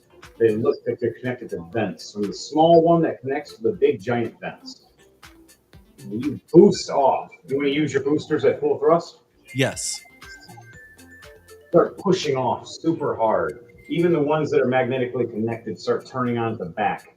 Right at the back where your dragon claws are boosting the heat as well, increasing the density of heat in the middle. As you're seeing the psychic girl scream, as you see her skin is starting to boil from the heat. And you just ignited the whole back as the sides are heated up now too, and this big red beam's flying forward, and just the heat of it getting closer is already starting to melt whatever's around it. As you see Nuno boost away and Mayhem boost away. The rest of the team, Dark Trooper taking one of his teammates, pulling their damn suit away. As you see Llama jump out of the way and connect to the orange base. The rest of the team. This red beam hits. As you're pulling and yanking, you see on the screen. How do you want to do this? As I explain this about that, as you're yanking, as it's finally snapping. You want to take the whole small freezer part connected, or do you want to take just the wires? You're yanking. I'll take the whole thing. All right, so as you see her screaming, you pull and finally break it, snapping off this section about this big to your max view. You rip it out with the wires, boosting all this heat at the bottom as it's kind of bowing the back now, like it's heating and bending, and the front is getting hit with this mega beam. You see on the camera screen the psychic girl screeching, and she starts boiling and popping and exploding from it. And finally, you see a beam cut right through and cut the camera. As you boost away far enough at max with this new cooler system, ripping out the main cooling core as it gets cut in half and beamed away, exploding in this big red beam. You want to do a perception check to see how Char Devereaux is? 12 plus 1, 13. You barely see on your camera. As you pull away, even the heat and the beam and the energy is disrupting your vision. You see him trying to talk to you in person. Not in person, but private chat. You see the sparks of fire. My good friend. Man, this thing. I wish you could have piloted it with me. He hits the eject button. See it unlock. I hope I have enough time. I gotta roll athletics or acrobatics to see if he does. You want to roll 1, 2 for me? Let's see if he survives ejecting out with his regular suit. This with advantage or without? You have advantage. I have disadvantage. Oh, I really hope you got something. 15 plus whatever it is. All right, I rolled a 15 and a nat 20. So I had to take the 15. But it's plus acrobatics. And I rolled acrobatics. 15 and a 2. So What's your acrobatics for your character? acrobatics is a +7. All right, so a 15 plus 7. So a 22. 27. You see him hit the button and the chest piece opens up and you see his mobile suit fly out just in time. And you see the rest of this machine go boom and just explode right in front of everybody. If you hear the rest of the team scream no, you're the only one that got to see him get away. As he privately messaged you saying, let them think I'm gone for a little bit, my friend. I'll be back. The plans. I trust you. You can let your crew know. I'll help you in our next battle, I promise. And his suit flies away.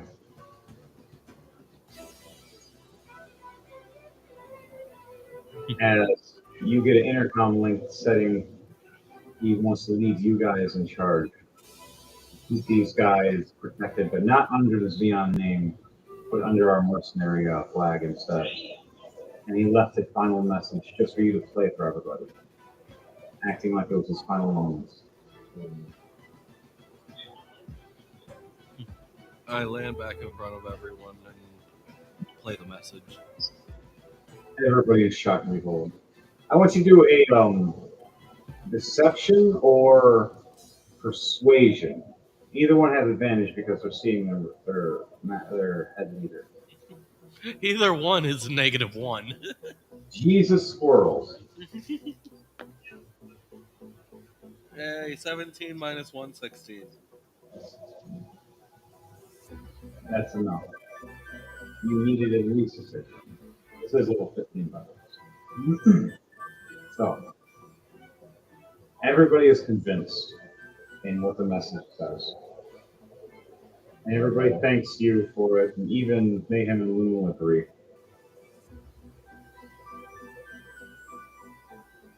You guys saved the Orange Base. You saved with the remainder of the surviving farmers and soldiers.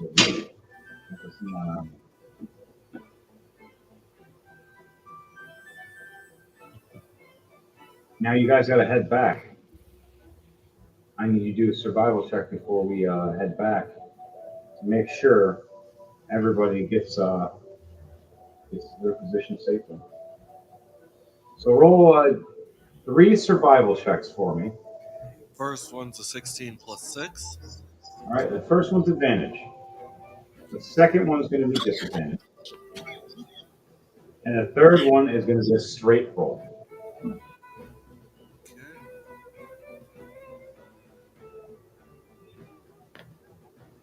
Party foul. 6 plus 6, 12. Okay, that was a disadvantage. Yeah, the other number was a 17. Okay, and then what's the straight roll? 20 plus 6, 26. Okay, so you get success, fail, success. Now for Mayhem and Lunal.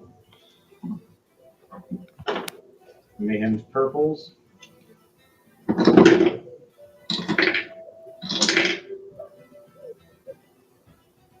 Okay, so first one's a success, second one's a fail, and third one is a success. Lunal. Success. fail, and success. Nice. All right, and for Dark Trooper.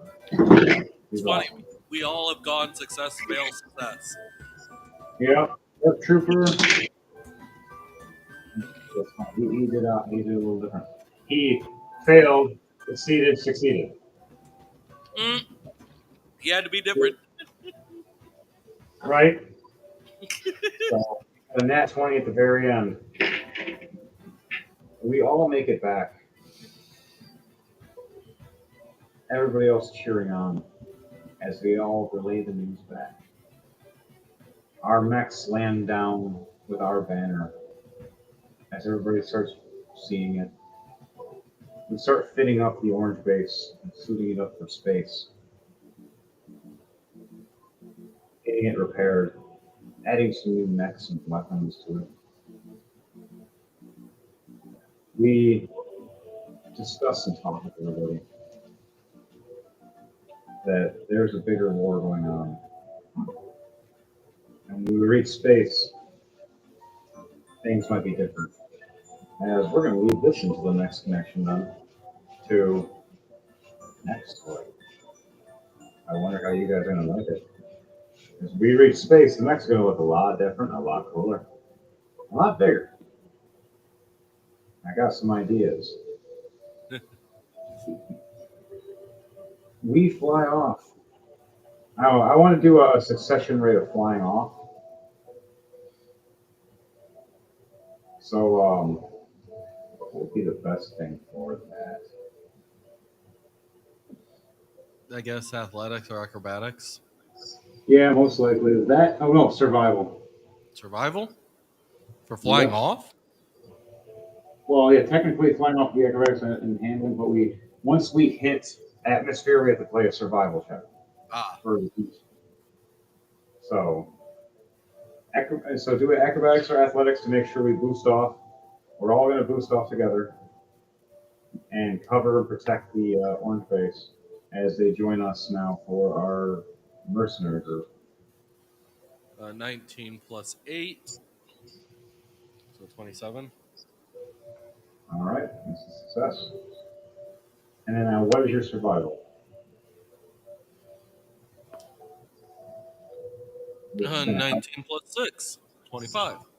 This all helps the orange base. Every one of us that succeeds gives a chance for them to not have something bad happen. Mayhem succeeds with 22 for that. Survival, 18. Renewal, a dirty 20. And then a 26 for survival. Nice. Dark Trooper, 18 and a 27. Nice. All of us succeed really well. Orange base makes it perfectly fine. No problems. Finally, they repair the cannon properly. The one guy that kept rolling the nat 1 was the guy that rolled the nat 1 for his cannon. So that was an accident that happened for a long time. While that happened, we head off and everybody finally gets for a rest as our mechs all go into the base. And some that stay out to protect and take their turns in ships. We head off to what we call our moon base. Now, what is the name of this moon base? We never discussed what our mercenary group was. You know what? Chaotic Moon Knights. If you see CMK on engraved into the wall as you're flying past, Chaotic Moon Knights finally made it home back to their moon base, landing with a bunch of new people to save and help out, and utilize their mechs to help mine this moon and make a unique home. And also having an army just to protect everybody. So what do we do after we land and everybody's all accepted? What do you do now that they see you as the leader until Char returns?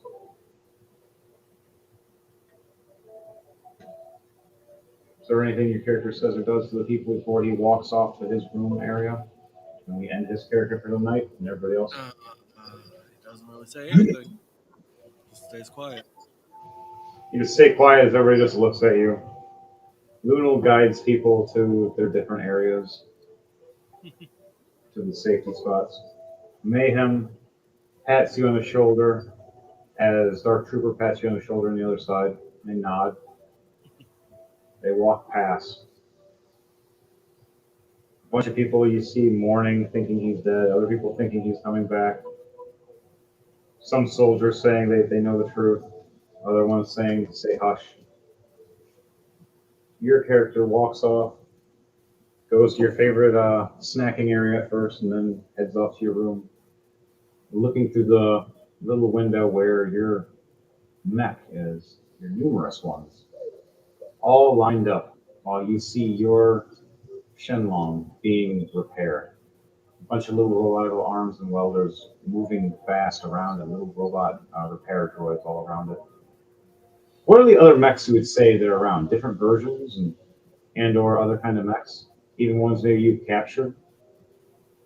What would they look like? Um, Yeah, I'd say you have 6 in that hangar bay, plus two fighter jet areas. I have mainly the other forms of Shenlong, but I'd have 5 forms of the Shenlong, but I have one specialty one of I'd say my captured one, which is I'd like to say the Well, Unicorn Gundam. there's the Chinese Gundam from G Gundam. Hmm. There's that, and then I don't have unicorn Gundam. A lot of my mechs, that's one of the ones I don't own. I don't own any of this series except for Xeon. I own a lot of Xeon, which you guys will see next week. A lot of Xeon. So yeah, then the Chinese one then. No, I think any of these Gundam, the dragon, technically a dragon Gundam anyways. Not a dragon Gundam.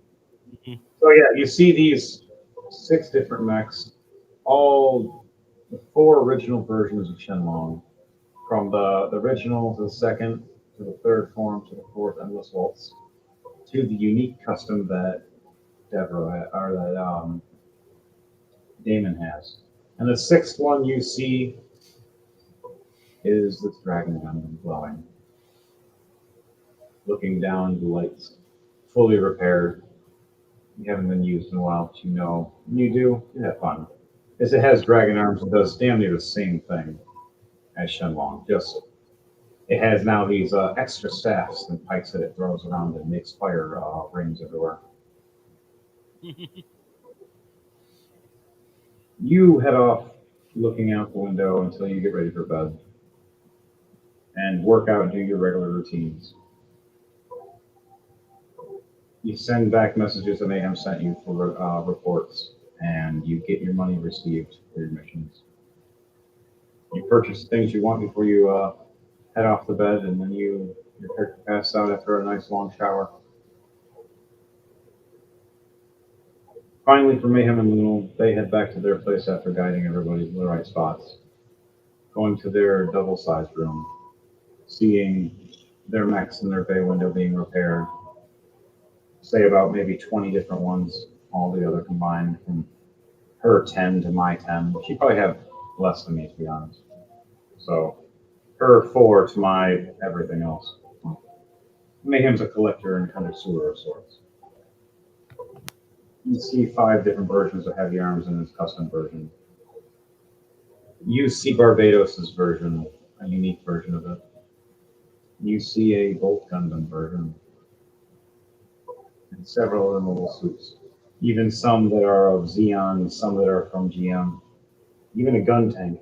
You swear you saw Voltron. Well, we don't talk about that. Or was it Megazord? We don't know. And they go off and rest after their shower and eating and everything.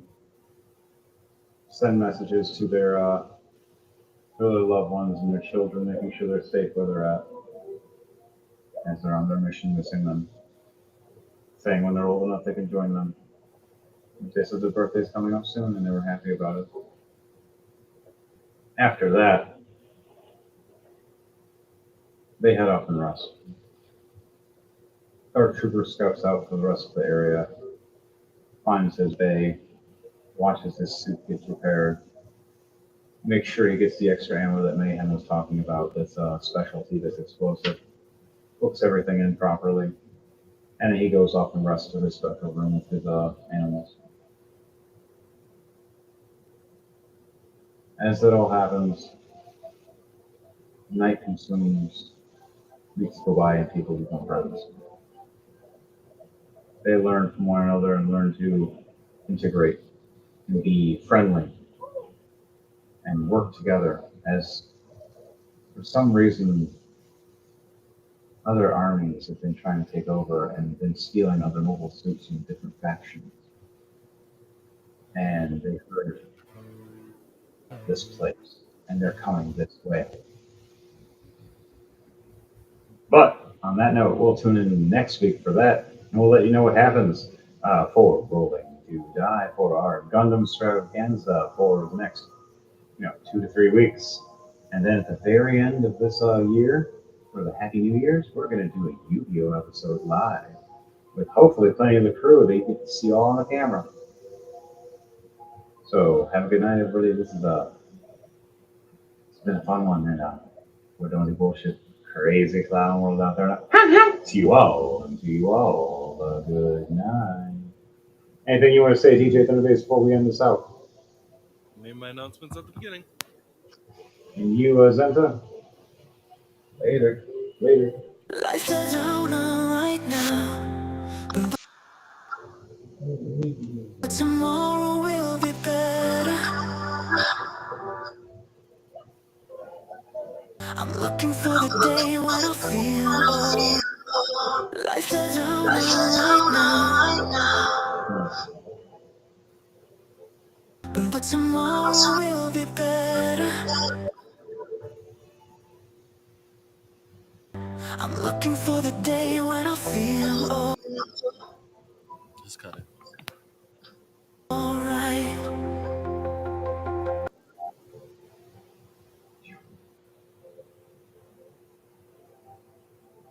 Technical difficulties. All right. We'll just end it there then. Have a good night, everybody.